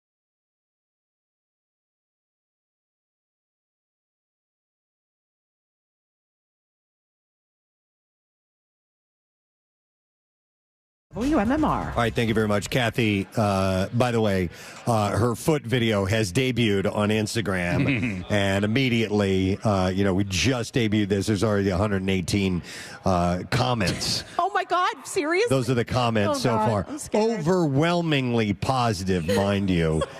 So I think if anything brings this world together, it's going to be your feet, Kathy. my feet. Dude, you got to have an OnlyFans account. In fact, Nick had posted "World Peace is Possible" because of that. So if you have not seen it yet on Instagram, Kathy's foot video has arrived. A thank you for 100,000 followers on our Instagram account. And Preston, speaking of OnlyFans, we did get a text from our person who farts on OnlyFans and makes some money doing that. She said to Kathy, we could make a fartini. A fartini. Okay. Think of the money that could be made. Yes. Kathy's starting point was $1,000 for 15 minutes. So we'll see where it goes. And by the way, there's a part in the video that involves a margarita. That is, it's just brilliant. I had to put a margarita It's in there. just fantastic. All right, Casey has a shout out. Actually, he wants to. Yeah, so Eric Simon met a gentleman outside who is, this gentleman is going through some pretty severe health concerns right now. But he said Eric said he's just the nicest guy. So I want to give a shout out to Steve from Blackwood, New Jersey. And more importantly, a shout out to his son, Jared Corsi, who just wants to let him know that Dad made it to Cardboard Classic. Aw. Yeah. That's excellent. All right, so shout outs to all. We have a gentleman returning to our Cardboard Classic event. Last time we saw him was actually at the Camp Out for Hunger, where he thundered in our Mini Hoops Challenge. And we want to welcome Mr. Kyle Pagan from Crossing Broad this morning. What's up, Kyle? I have not stopped shooting on a hoop since. Are you in preparation for a return trip to the Camp Out for Hunger? I'll call my shot right now. John Clark, enjoy the championship belt because it's not coming home. Wow. Yeah. He did win that thing in a button-down shirt, bro. That was probably, honestly, that was probably the worst part. Second worst part was just like the dud that Matt O'Donnell put up in the second round. Yeah. And he beat me. Yeah. You. Wow. Hey, listen, so we invited you down here last year because, we follow you on Instagram. We love your man on the street stuff. And actually, over the last year, I think your stuff has skipped up exponentially. So you were here last year. I thought you would get a big kick out of it. You had never been to a Cardboard Classic before. What did you think last year? And what are your anticipations and expectations for this year? Last year was awesome. I went down with Bob Haven. Yes. The Wally World. Yeah. Which was crazy. This year, I'm hoping to see a lot of Eagles stuff. I haven't been out there yet. I'm assuming I think I saw Birdbot was out there. Birdbot might very well be out there. Yeah. If you so when the Eagles won the Super Bowl back in 2018, the 2017 season, that Cardboard Classic, there were Lombardi trophies, there were Birdbots, and unfortunately a nor'easter came rolling through in the middle of the Cardboard Classic. We literally had whiteout. Yeah. You could not see anything coming down the mountain. My cameraman, Craig, it took him 8 hours to get home. Yes, likewise. Yeah. That was the common theme. Some of us didn't get home. Yeah, Casey and I had to turn around and stay. We quickly ran in. We're like, we just checked out of the hotel room. Can we not do that? Yeah, can we uncheck out? Same thing. Yeah, I had to end up staying there as well. Steve, however, another story. Nah, usually a trip that take about an hour and 40 minutes ended up taking 8.5 hours. So, Kyle, also what had happened was there was a major pileup on, I believe it was the Northeast Extension on the way home, and there was a woman, I believe her name's Peyton, who was pregnant with twins at the time, and the accident caused her to go into labor, and so her twins are now 7 years old. Hey. I think they might even be up here today. So name Preston and Steve? Yeah, they should have been. Should have been. Yeah. Kyle, how was your time? Were you at the parade? I assume you had to have been, right? I wasn't at the parade. I went after the parade. I kind of did what you guys did. We streamed online and everything. I went to 18, so I was kind of like, I got what the parade's like. Yes. Let me sit at home, do a little bit of content, and then I enjoyed the festivities after, which there were enough after. I'll tell you what, we had enough of a difference between the first time we were down more towards the art museum. Being in the canyons of the city proper on Broad Street was a wholly other experience. I mean, it was, and I said, you really understand the thrill of being a dictator when you go out to a balcony and raise your hands and the crowd cheers. It was amazing. Yep. It looked like you were having fun leading up to the Super Bowl. You were down in New Orleans. You got home before the big game. But how did you end up getting access not only to Big Dom, but then to take Big Dom to like a voodoo ritual? Yeah. Me and Big Dom, we did an offering. I did one back in week 3, I think, when they played, and they went on like a 16-2 run. Right. And we just did an offering at a voodoo joint. I said, hey, Big Dom. I got a buddy who works for the Eagles, and he was like, if you get back there, there's a rumor that Big Dom would like to go back. Because the first time I offered like a Big Dom shirt. Okay. Gave it to my boy Ogun, who's the spirit. And so I was like, you know what? We'll just do another one. We'll do another one. Big Dom come by and everything. It was funny. He pulled up in the Super Bowl 59 registered car. Really? Just a huge LIX on the end. This Big Dom? Yeah. He goes, I dropped Nick off. He's in a meeting. I told him I'll be back in 30 minutes. I got to go handle something. Nice. I like the idea of a voodoo ritual. Yeah. So today you're obviously going to be, taking video and getting some of the sights and sounds of a cardboard classic for Crossing Broad later on. Have you gotten in touch with anybody? Are you planning on riding down on any of the sleds? Have you seen Bob Havens? I haven't been out there yet. I'm hoping to get Bob. I saw the Krusty Krab. Yeah. Yes. Usually I know that guy's usually reserved for you. Mr. Peanut. Yep. Yeah. He's our one of our head guys here. Well, since we almost killed him one year, we figured it's... Yeah. So I saw a video of it last night. We ran into him last night. It looks incredible. Yeah. The Krusty Krab does. You know what I'm really excited for? You guys had this vendor out there last year that had some of the best pizza I've ever had in my life. No kidding. Yeah. So I'm hoping they're back this year. We love this whole thing, and we talked about this, the fact that there's this sort of collection of vendors and stuff for sale. It really makes it a really great experience. So, again, you came here, you'd heard about it for years, you saw it last year. Whatever people think it is, it's 10 times more. Yep. Hey, just for like your social media content, this is just an idea. If the pizza guy's here, you should do a pizza review. Yeah. You should be like, one bite, everybody knows the rules. Yes. You should say that first. You're a natural. Yeah, thank you. You Never been done before. I like that. Yeah. Well, decimal point scores too? Yeah, you could do that whole thing. Yeah. But I kind of want this pizza now that you speak. Wait, did you do that? Is that No, he's talking about... That's a barstool thing. Okay. Yeah. All right. Everybody knows rules. I don't watch that stuff. So No, I have no idea what you're talking about. Somehow that stuff ends up on I don't follow, but it ends up on my feed all the time. Yeah. Algorithm. All right. Well, listen, we're excited you're here again, and we hope that you end up on some of these incredible creations and make your way down the hill, And man. survive. We like that, too. Yeah. Better for the video if you don't. Nice. All right. Thank you, Kyle. Good to see you, bud. Have fun today. Kyle Pagan of Crossing Broad. All right. Now, I've been told that Jenn Fred, our good friend from Fox 29, she's got a hit on the air in about 12 minutes, so we need to get her on with us. Right? Yeah, come on up, Jenn, and let's chat with you. Let's get a microphone of appropriate height for you. Right. Yeah, the one on the left there. That'll do. Hello.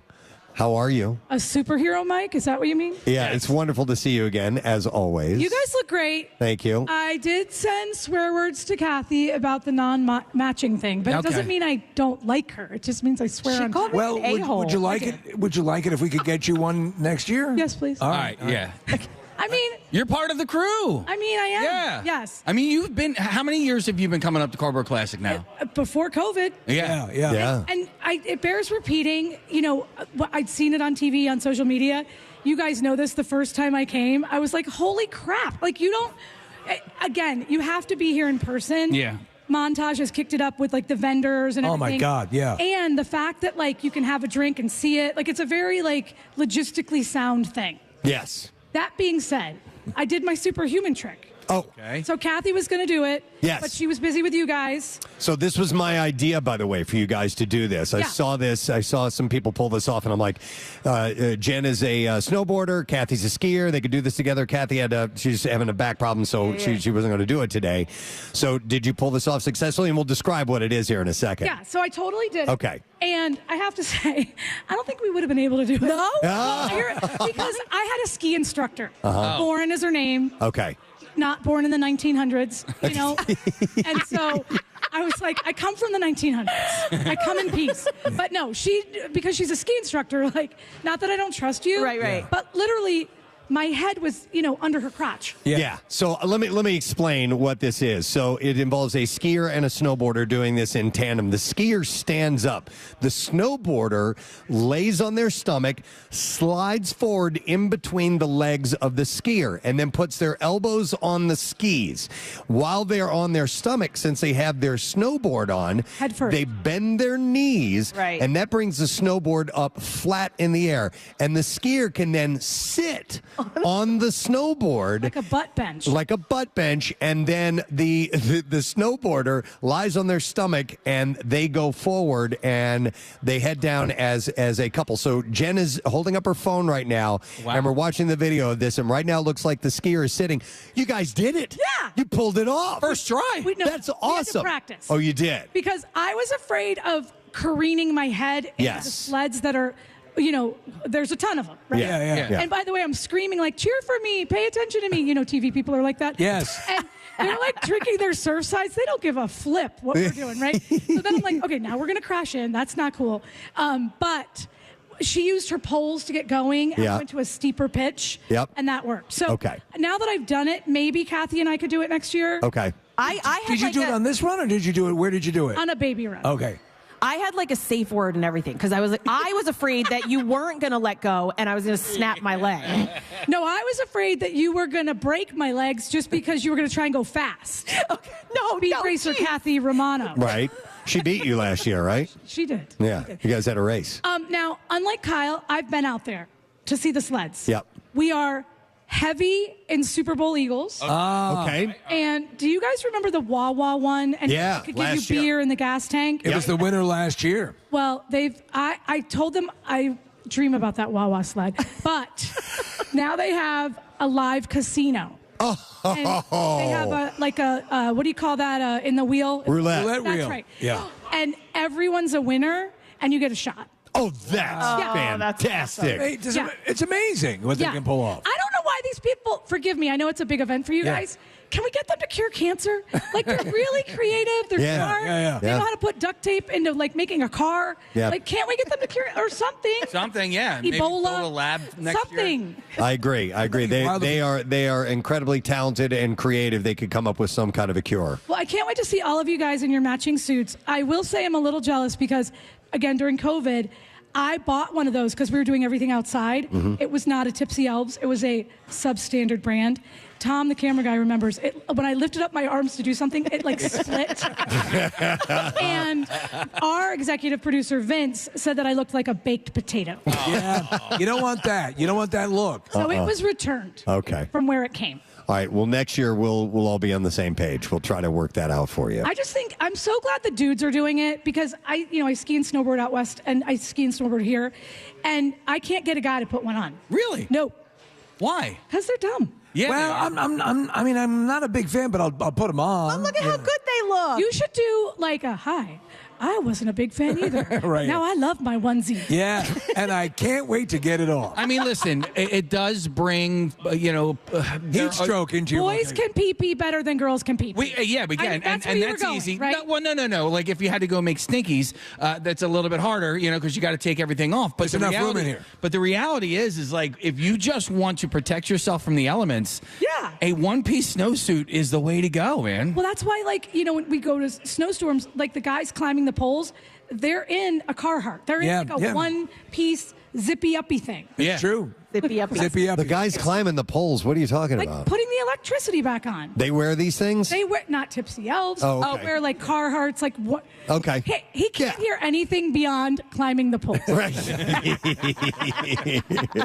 All right. Well, you're about ready to go on Fox 29, about 5 minutes. Check it out. Okay. Anything good, I'll text you guys. Thank you. And I think I've given the lay of the land. You certainly have. We love you. Jennifer Frederick, guys. You got headphones. Headphones, take those off. Yes, don't walk away with that. By the way, our Santa crew has arrived. What's up, Santa? Good to see you guys. They're going to be helping up top. They're going to be the official assistants. And they came rolling in an Eagles limousine. Really? Yes. And the dude told me he would sell it to me for $3,000 right now. Wow. Yeah. I'm like, done. Or you're seriously considering that. I borrow $3,000. Yeah. All right, Nick. Preston mentioned, Casey mentioned the twins that were born 7 years ago in the snowstorm. So that lady's name is Sherry Meyer. It's okay, you were close. You got the daughter's name right. It's Peyton and Parker. They're on their way. The twins are now 7 years old. They're going to be here in just a little bit.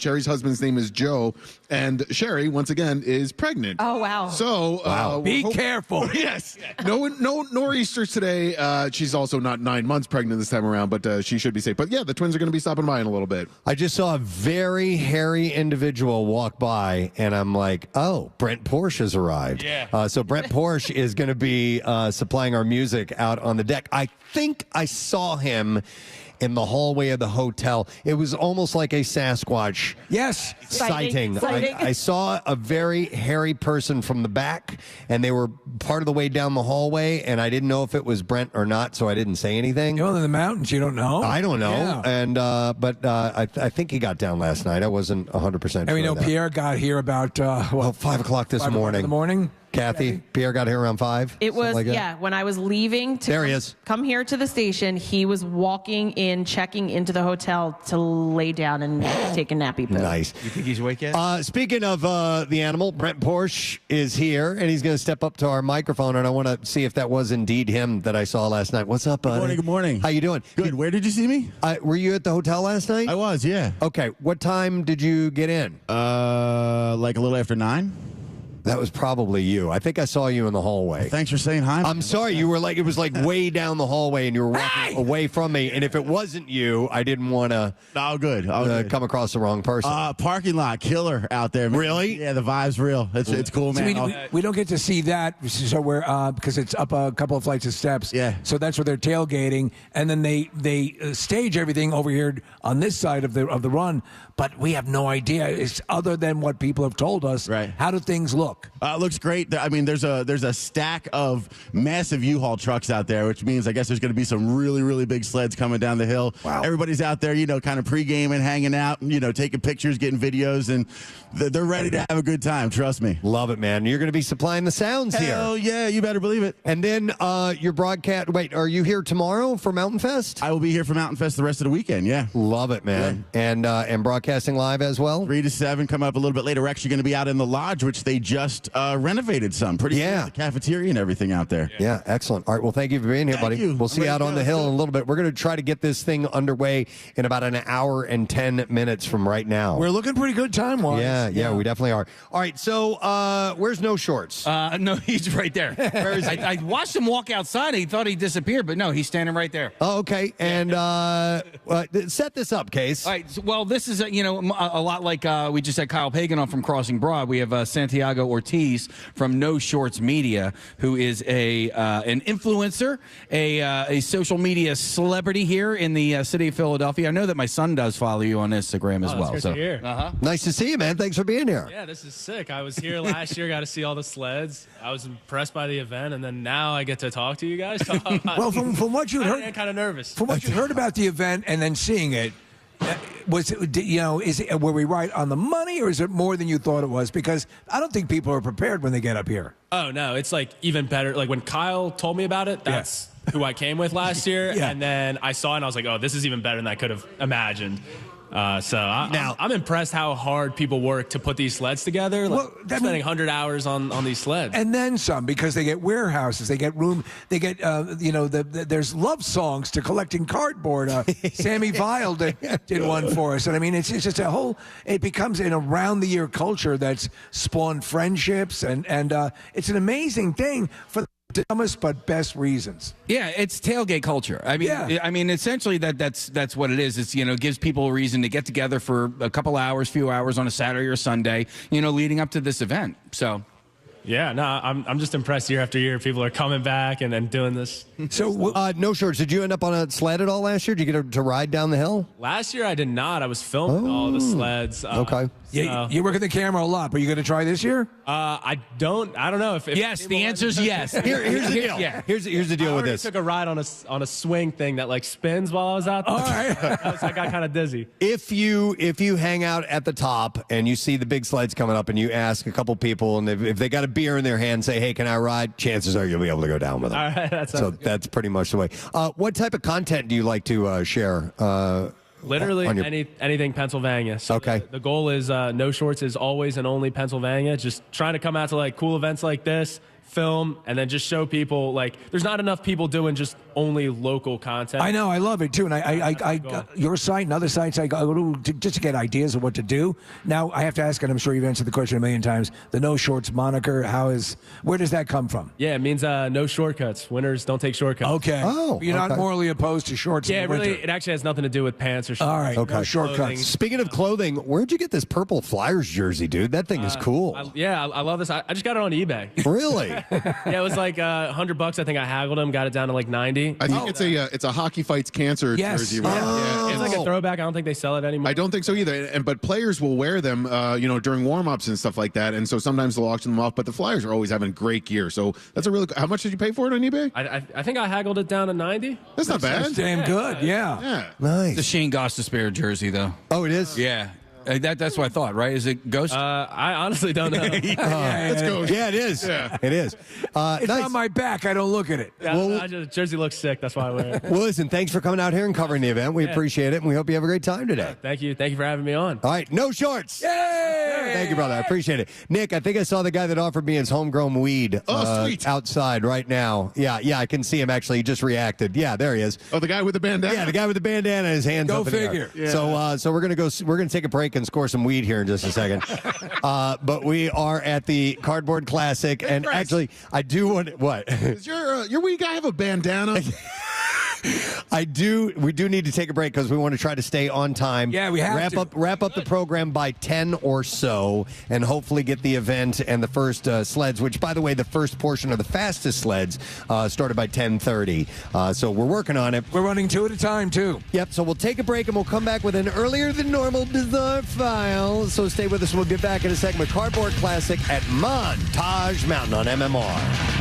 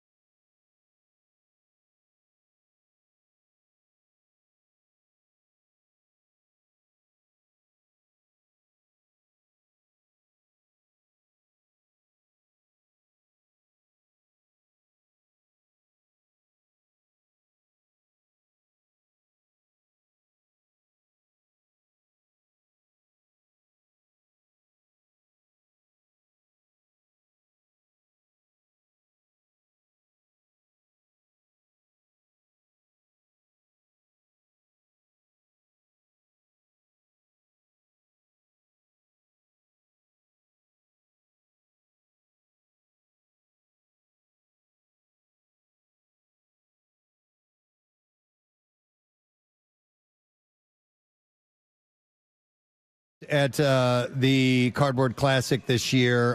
In fact, we have a list of sponsors I want to thank real quick, and I'll be making sure that I mention them throughout the course of the whole event. Obviously, Montage Mountain and the Slocum Hollow Bar and Restaurant, which is where we're broadcasting from right now.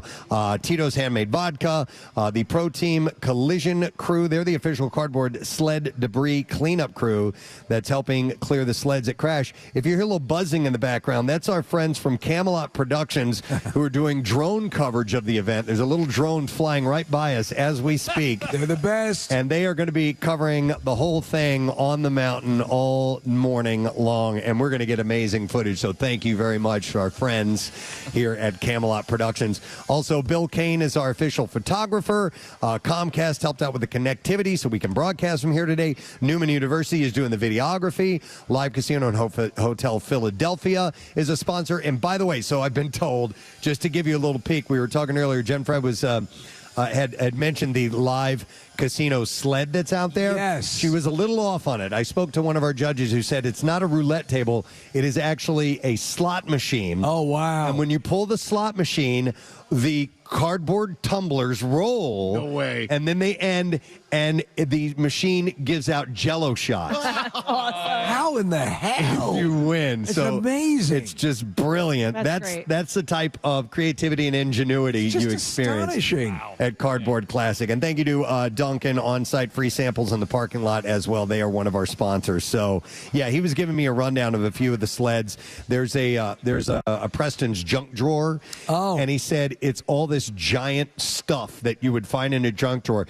He said there's a Sharpie that's like 8 feet tall, and it works. What? It actually has a felt tip on it, and he said he used the giant pen and signed the sled with it. Oh my gosh. All right, well, I can't wait to see this. This is incredible. Yeah. Yeah. So we're going to see it all here in just a little bit live, and you're going to have to. And yet, talking to more people, Marissa was just telling us about a friend of her husband's that came, and he had said he used the phrase, "I've heard you guys say you have to be here to see it." And he's like, that's exactly it. And that's why he came by himself here today, because you have to see it in person. Well, if you get here by yourself, you won't be by yourself very long. You got a whole bunch of like-minded people and all good people. I was chatting with our friend Bill Lambing out in the outside of the lodge where we are right now, and he said there's a lady that saw some of this on YouTube or TikTok or something last year. She's from Indiana. She drove 9.5 hours by herself to be here today just to check it out. Yeah. That's fantastic. Isn't that amazing? Stephanie is her name. So they're setting up the drone right now, Press. They want to do a one-shot, so they're going to, I think, there it is. Okay. There it is. Hey. They wanted us to react to it. Oh, I didn't know that. Yeah, okay. All right. You want to try it again? We can do one more time, and we will react if you want to. Okay, never mind. The drone's going to get a drink. Yeah. It's at the bar. It just flew by the bar. Here it comes. Here it comes. Yeah, baby! Yeah! All right, there we go. Reacting live on the air. Okay, let's do the bizarre file. Yes. All right, Jason. Here we go. WMMR presents Preston and Steve's Bizarre File. And the Bizarre File this morning is brought to you by Helium Comedy Club. Heat up your winter with some big-time laughs at Helium Comedy Club, celebrating 20 years of bringing Philly the best comics up today and tomorrow, live every week. Tickets and lineup at heliumcomedy.com. So a 15-year-old boy was accused of trying to take a subway train for a joyride in the Bronx last Tuesday morning. How do you do that? It happened around 4:45 a.m. The teenager allegedly tried to operate a number 2 train at the Prospect Avenue subway station. He was driving the train. He was going to drive the train. Yep.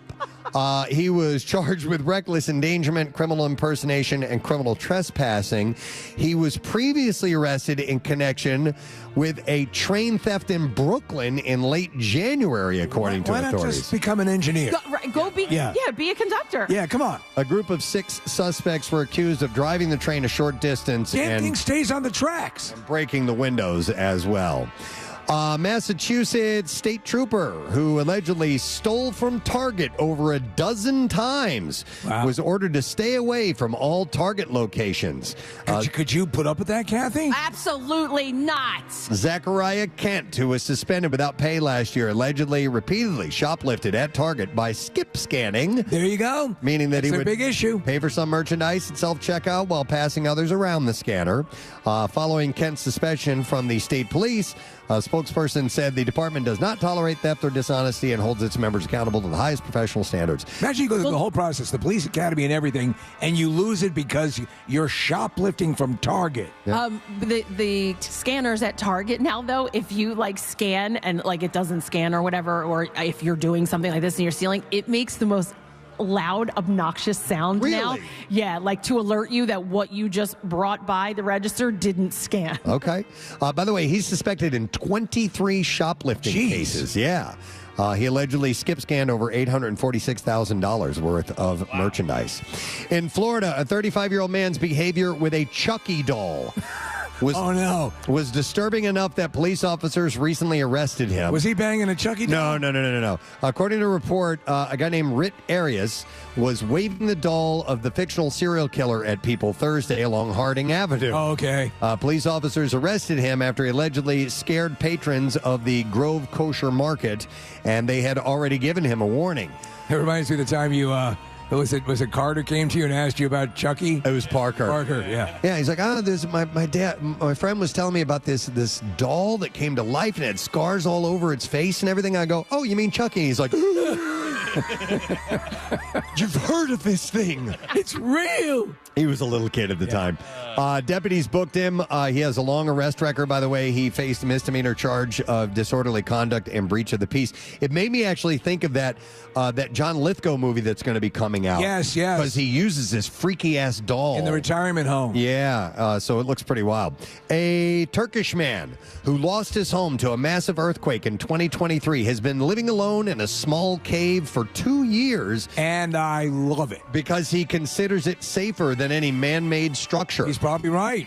In February 2023, southern Turkey was rocked by a 7.8 earthquake that claimed the lives of tens of thousands of people and turned entire neighborhoods into rubble. Ali Bozaglan is a father of 3, and even though he and his family survived unscathed, he became so terrified of earthquakes that he decided he didn't want to live in a man-made building anymore. Instead, he found a small and peaceful cave on the outskirts of his city and turned it into a cozy little home. Does Zillow have a subsection for caves? Although unable to convince his family to join him in his unusual home, he claims he's happy and at peace. He said, I've been here for 2 years.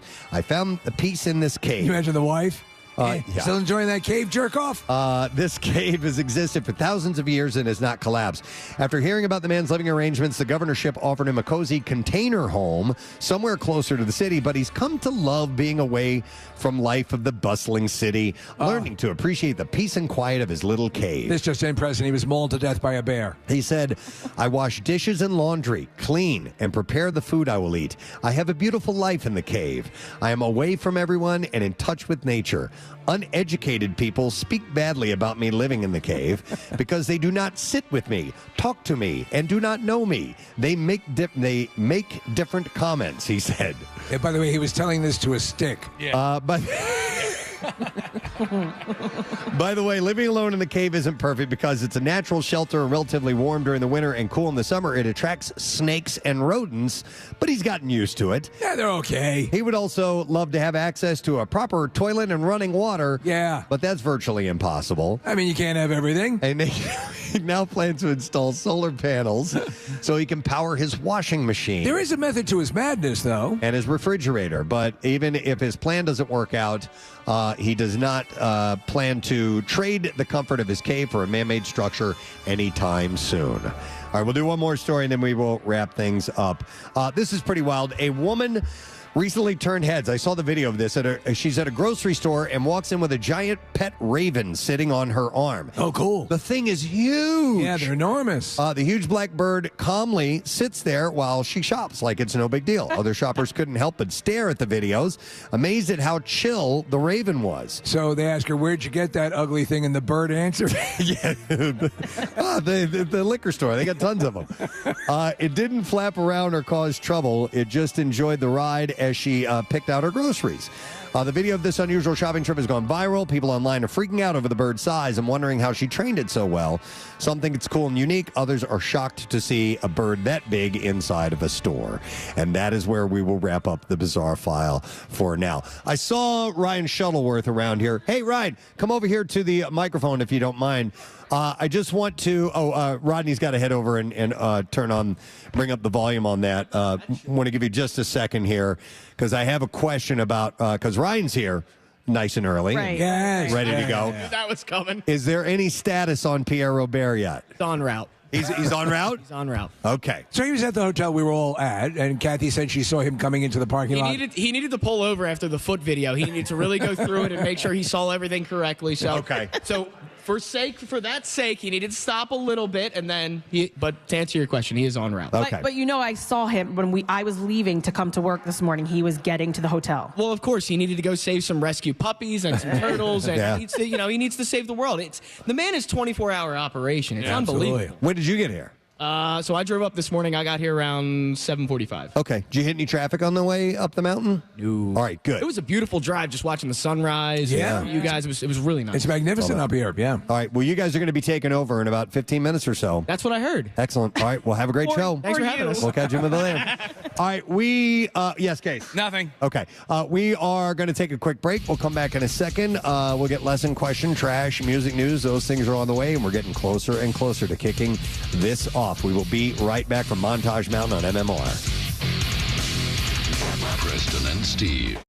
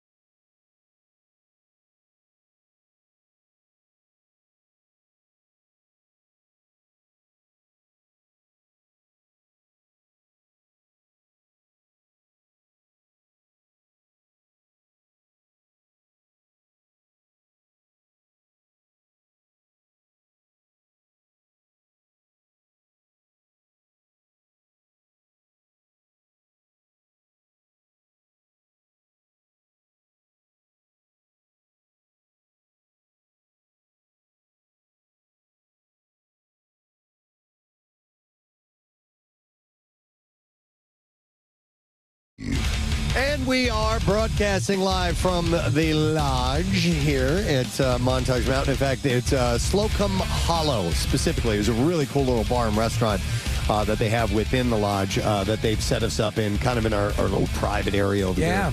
So we can get some business done and get taken care of before we head outside onto the deck, which is right out of where we are located, and get this thing started. And we have Brent Porche, who's going to be manning the wheels of steel and supplying the soundtrack as this event is taking place. Pierre Robert is going to be here in a moment. He's taking over the broadcast duties. After that, Brent Porche is going to be broadcasting live, so it's all hands on deck. Jackie Bam Bam supposedly is going to be here at some point in time. Everything feels good, man. Seeing a lot of friends around, and everyone's stoked. I took a brief view of the pictures that are already up on PrestonandSteve.com of what we can anticipate. Marissa's been putting them up. Pretty phenomenal. Yo, the junk drawer is way better than I thought it was going to be. So that's what this person, I don't want to say who one of our judges is, that said, is this from the junk drawer? I'm not sure where that's from. So Casey just found a picture of somebody holding a giant version of my driver's license. Yeah. Preston, I think that is part of the junk drawer. Okay, all right. Is that my personal? Oh, okay. No, it's not. Okay. I was a little concerned for a moment. Because it looks that good. It looks like, a legit driver's license. But no, I'm looking at my driver's license number, which is 999999999. Yeah, that's about right. Which mine is 999999994. A lot of people don't know that. They don't know that. I shouldn't have said anything. But anyway, I'm overly impressed already. This is fantastic. So, we have a guest stepping up to the microphone. He is a regular practitioner of the Cardboard Classic, as is his brother as of the past few years. We'd like to welcome our friend Sammy Vile and his brother Paul, the Jello Man. Yeah. What's up? What's up? How you guys doing? Sammy, how are you, my man? Great, I'm getting in the spirit right Hold on. Oh, yeah. He's doing a Jello shot. Do a Jello shot to get started. Absolutely. Sammy, get nice and close on the microphone. Yeah. There we go. Yo. Sammy created a wonderful ode to the Cardboard Classic. Gorgeous. What was the title of that again? I keep mispronouncing it. Cardborough Fair. Cardborough It's a Fair. spoof of Scarborough Fair, Yeah. obviously. But It was wonderful. So I haven't seen your sled yet. Oh. So Oh, my God. I haven't seen any of them yet. I'll show you. Okay, so you're going to show me a picture of it? Yeah. What is the theme, So Sammy? here's a little hint, and these are for you. Okay. Reese's Pieces. Okay.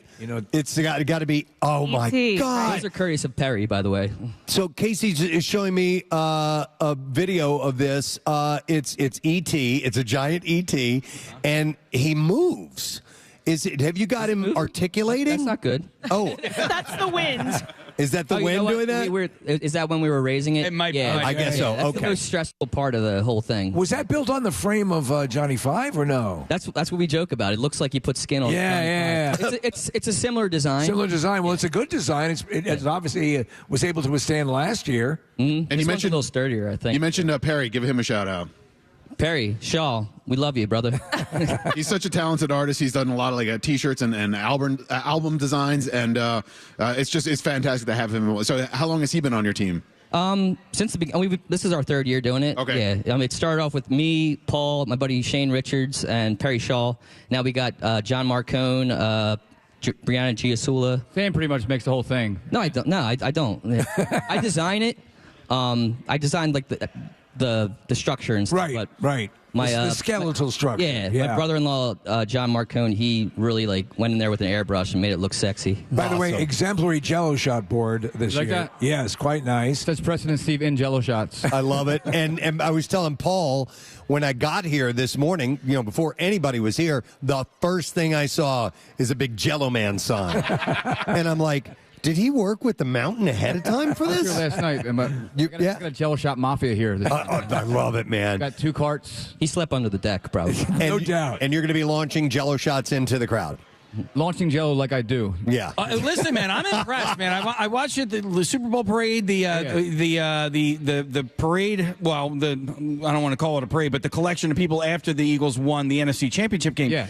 Your ability to crowd surf on that platform and with accuracy fire Jello shots with the bow and arrow that you have is really, really amazing. I'm agile, if you will. Yes, you're agile. With that contraption, is that a standard? Is that designed for the... This Yeah, it's a kid's toy. It's Nerf Yeah, or nothing. when they won the NFC Championship, I surfed on my normal Jello Man surfboard. But then when they won the Super Bowl, I surfed on my surfboard with a shopping cart on top of it. No, And I filled the cart with Jello shots with a headstand on the shopping cart. Oh, my. It's amazing. You guys are out of here. Instagram, Jello Man Philly, if you check it out. Wow. All right, Jello Man Philly on Instagram? Jello Man Philly, yeah. All right, excellent. All right, well, listen, I'm going to show you, let me give you your Reese's Pieces back because you need to share that with We ET. also have a flag that says ball sacks are yummy. Is that I forgot that, I think.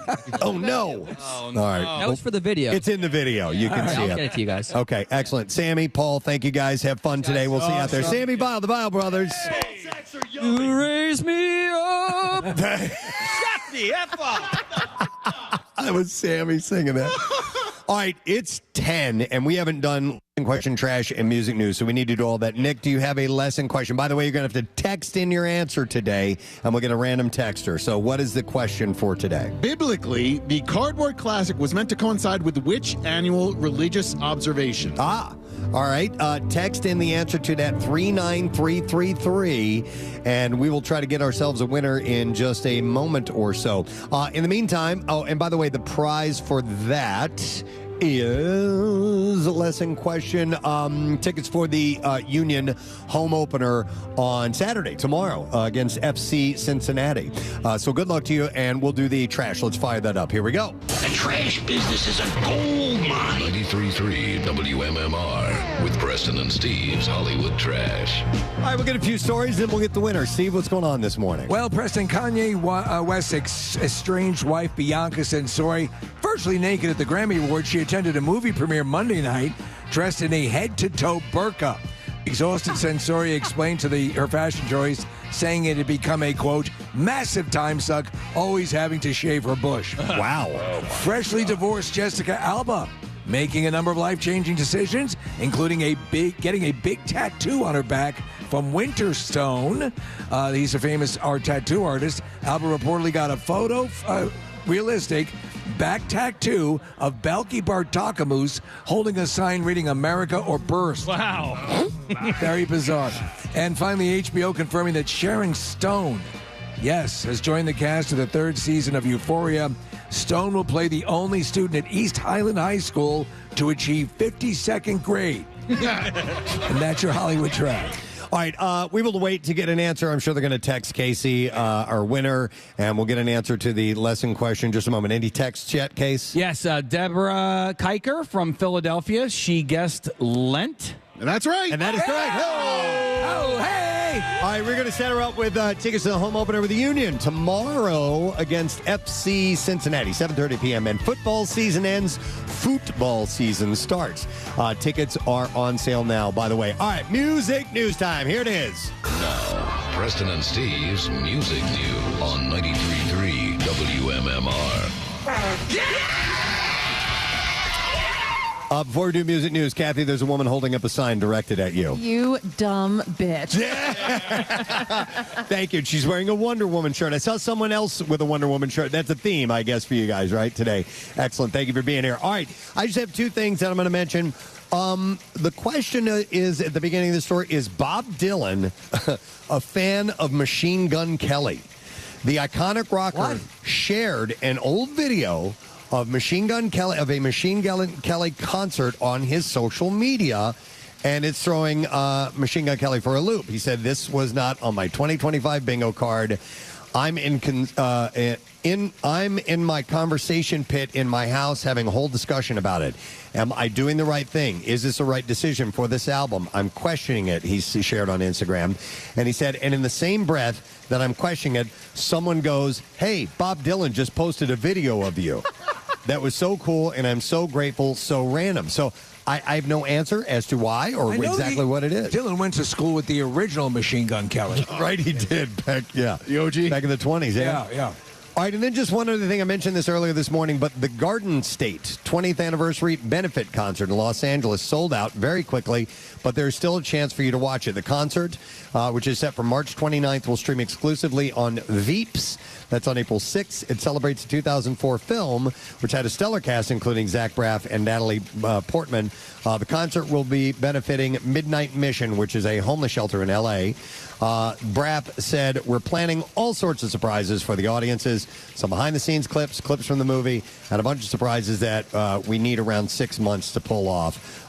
So you can look for that coming up on March 29th. And that's all that I have in music news for you this morning. All right, so it's already 5 after 10. We're a couple minutes behind schedule, but I think we're still going to just stay within the parameters. Yep. So we will take a break. We'll come back in a second. We will wrap up our broadcast, and we'll get ready to hand it over to Pierre and start the Cardboard Classic. Back in a moment. Stay with us. Preston and Steve.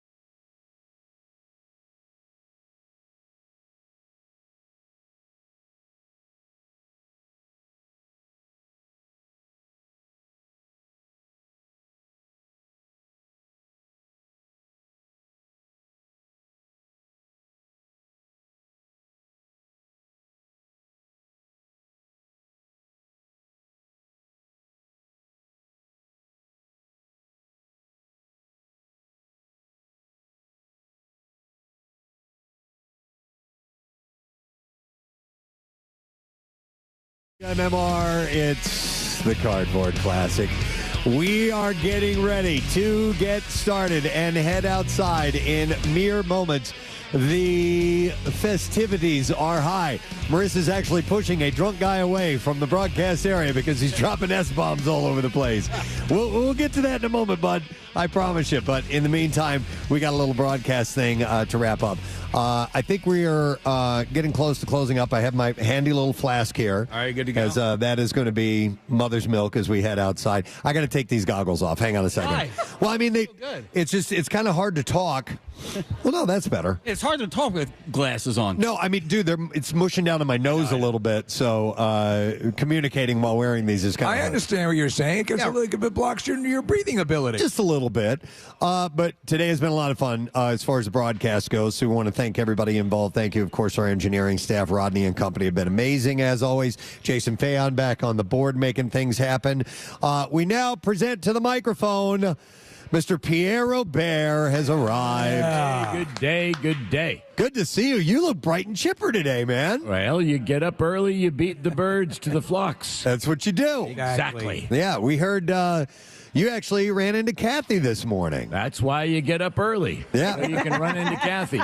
I was running ever so slightly behind, and I took a nap in one of the truck stops or whatever they call those things. And then wound into the parking lot in the about 4:45. Oh, hi.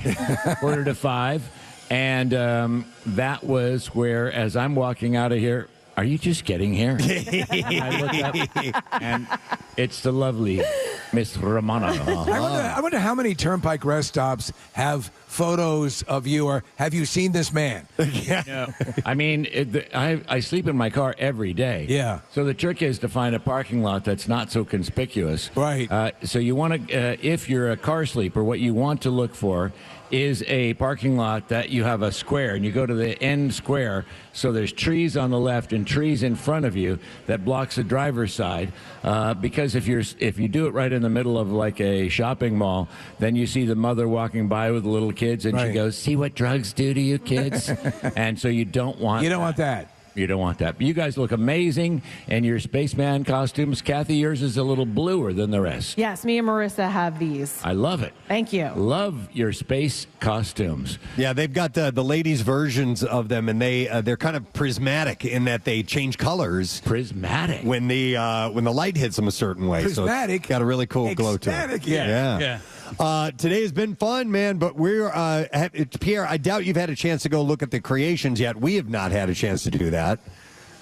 Pierre? Oh, yes. I mean, I do believe in all things good. Yeah. Okay. You didn't hear the question. You didn't hear the question. Yeah, I think you asked me if I'm going to exist beyond the consciousness. He asked if you'd seen any of the sleds yet. Yes, of course I have not.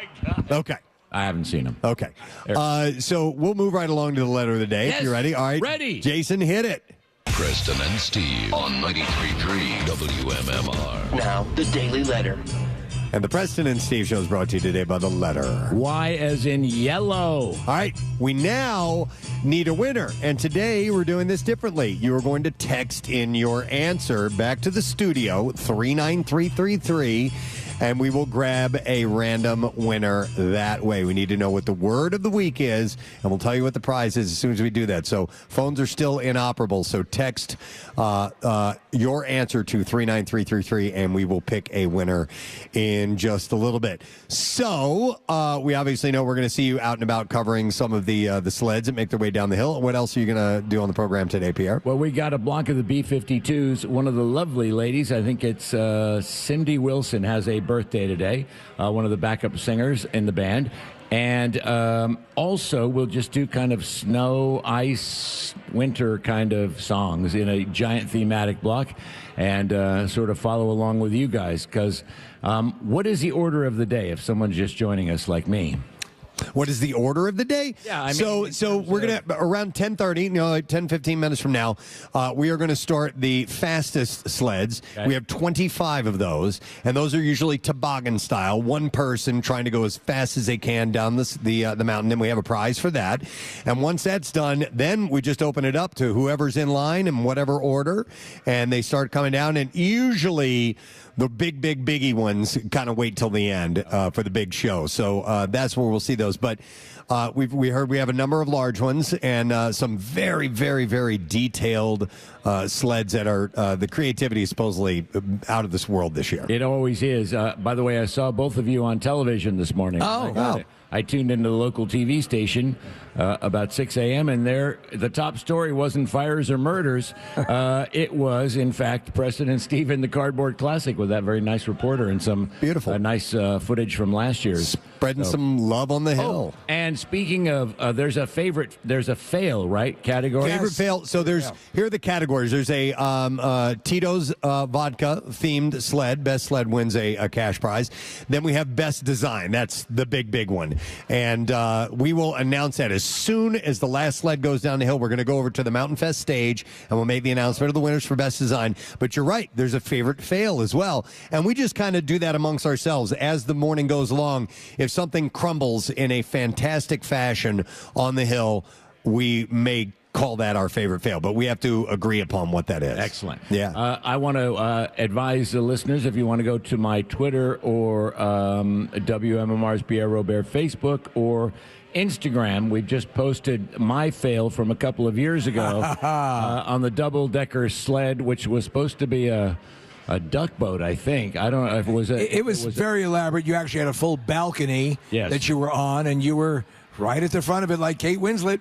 And I was there. I mean, I think that's the last year we allowed double deckers. After that, and I was standing with a live microphone, and as it starts to go down, I say something to the effect of, "I got a bad feeling about this." And we're live on the air. Preston and Steve are at the bottom, and then it doesn't make it more than halfway. Then it starts tilting and disintegrating and stops, and I go flying off of it. And then it had fireworks built into it, and the fireworks are exploding while it's laying on its side on the ground. And I have a minor concussion, but thanks to Preston's flask, I had medicine. I immediately went for the medicine. Yep. Always on the case with there that. It is. All right. So, Case, did they text you with a winner for the word of the week? Of course they did, Preston. All right. And that would be the word, Pierre, is it snowy? Snowy. All right. Great day in my morning. Congratulations to Michael Sachs from South Philadelphia. He is our winner. Michael Sachs gets a 2-hour ice cream making studio session at Hangry Bear Creamery for 12 people. And if you're looking for a cool new experience, you got to book an ice cream making studio session at Hangry Bear Creamery in Kennett Square for your next birthday or group gathering. HangryBearCreamery.com to book yours. Jackie, get over here. Come here, man. He just popped in here a moment ago. Come on up. Go. Yeah, around this way. I don't know how to do it. Yeah, he's making his way over in, of course, a fanciful headdress. Ladies and gentlemen, Jackie Bam Bam's here. When I say cardboard, you better say classic. Cardboard! Classic! Cardboard! Classic! Shut up, Jackie. Can you say over modulation? Modulation. Back a little bit away from the mic so we don't static. Pierre, do you recognize this feathered hat? I gave it to you when you went to the desert. Same plumes. Is it nice? Same plumes. You picked those in the Pine Barrens, I believe, in that favorite feather plume. Wait, it's not where fair. You're going later this evening to pick feathers for next year, and you also got to be prepared for the 2075 Mummers Parade. That's why I'm not sleeping over. I got to go watch some videos. No, I understand. Does he understand vital. that? It is vital. Oh my you guys, God, you know what you guys should do? You guys should do a presentation of Frost Nixon together. Nice. Does the word wuss mean anything to you? Never heard of it. Okay, I say that with love. Jackie, what is your role going to be today during the Cardboard Classic? My role is, since I'm wearing a Mummer's hat, I'm going to recruit people because the details of these sleds are amazing. And I tie it in with mummery. I'm like, oh my God. Like Casey Boy said a couple days ago, the interior, not just outside, like inside, the knobs, the tubes, inside the sleds, the amazing work. And I could use some of them in the Mummers Parade. So, all right. Yes, actually, you could get some good talent. And I really came up to get a Moon Man suit and be on MTV like you guys. Yeah. Chucky D'Amico's got one too. Me and Pierre don't have one. It's so not fair. Oh my God. We got a big order next year. It's all right. Yeah, there's a lot of people that are upset that they didn't get part of the party plan that we have here. But we'll see about that. Arby, Jackie, we're glad you made it out again, man. Thanks for being so here. much for having me, man. All right, Jackie Bam Bam is here. Love you guys. Thank you, Let's buddy. rock. All right, so what do we need to do? I guess we just need to thank our sponsors and then wrap up the program and then head outside and get this thing started. We're going to do a little photo, I think, out on the slope before we begin the full Cardboard Classic. But we'll take this moment to thank our sponsors. Preston and Steve Show has been brought to you today by Acme Markets, fresh foods, local flavors, and also brought to you by Dunkin'. And the Preston and Steve Show runs on Dunkin'. All right, so next week on the show, we will have Derek Pitts, chief astronomer from the Franklin Institute in studio. I believe we have a bunch of other stuff. I'm Alfonso Ribeiro and a whole lot of stuff. So just tune in next week. It's going to be great. And we'll be recapping this event, yes, too. absolutely. And don't forget to see Kathy's foot video on Instagram. Please go look at this. You will love this video. All right, that is it. We are done. Rage on. We're headed outside to start the Cardboard Classic. It begins in about 5 minutes. We'll see you later, guys. Have a good one. Bye-bye.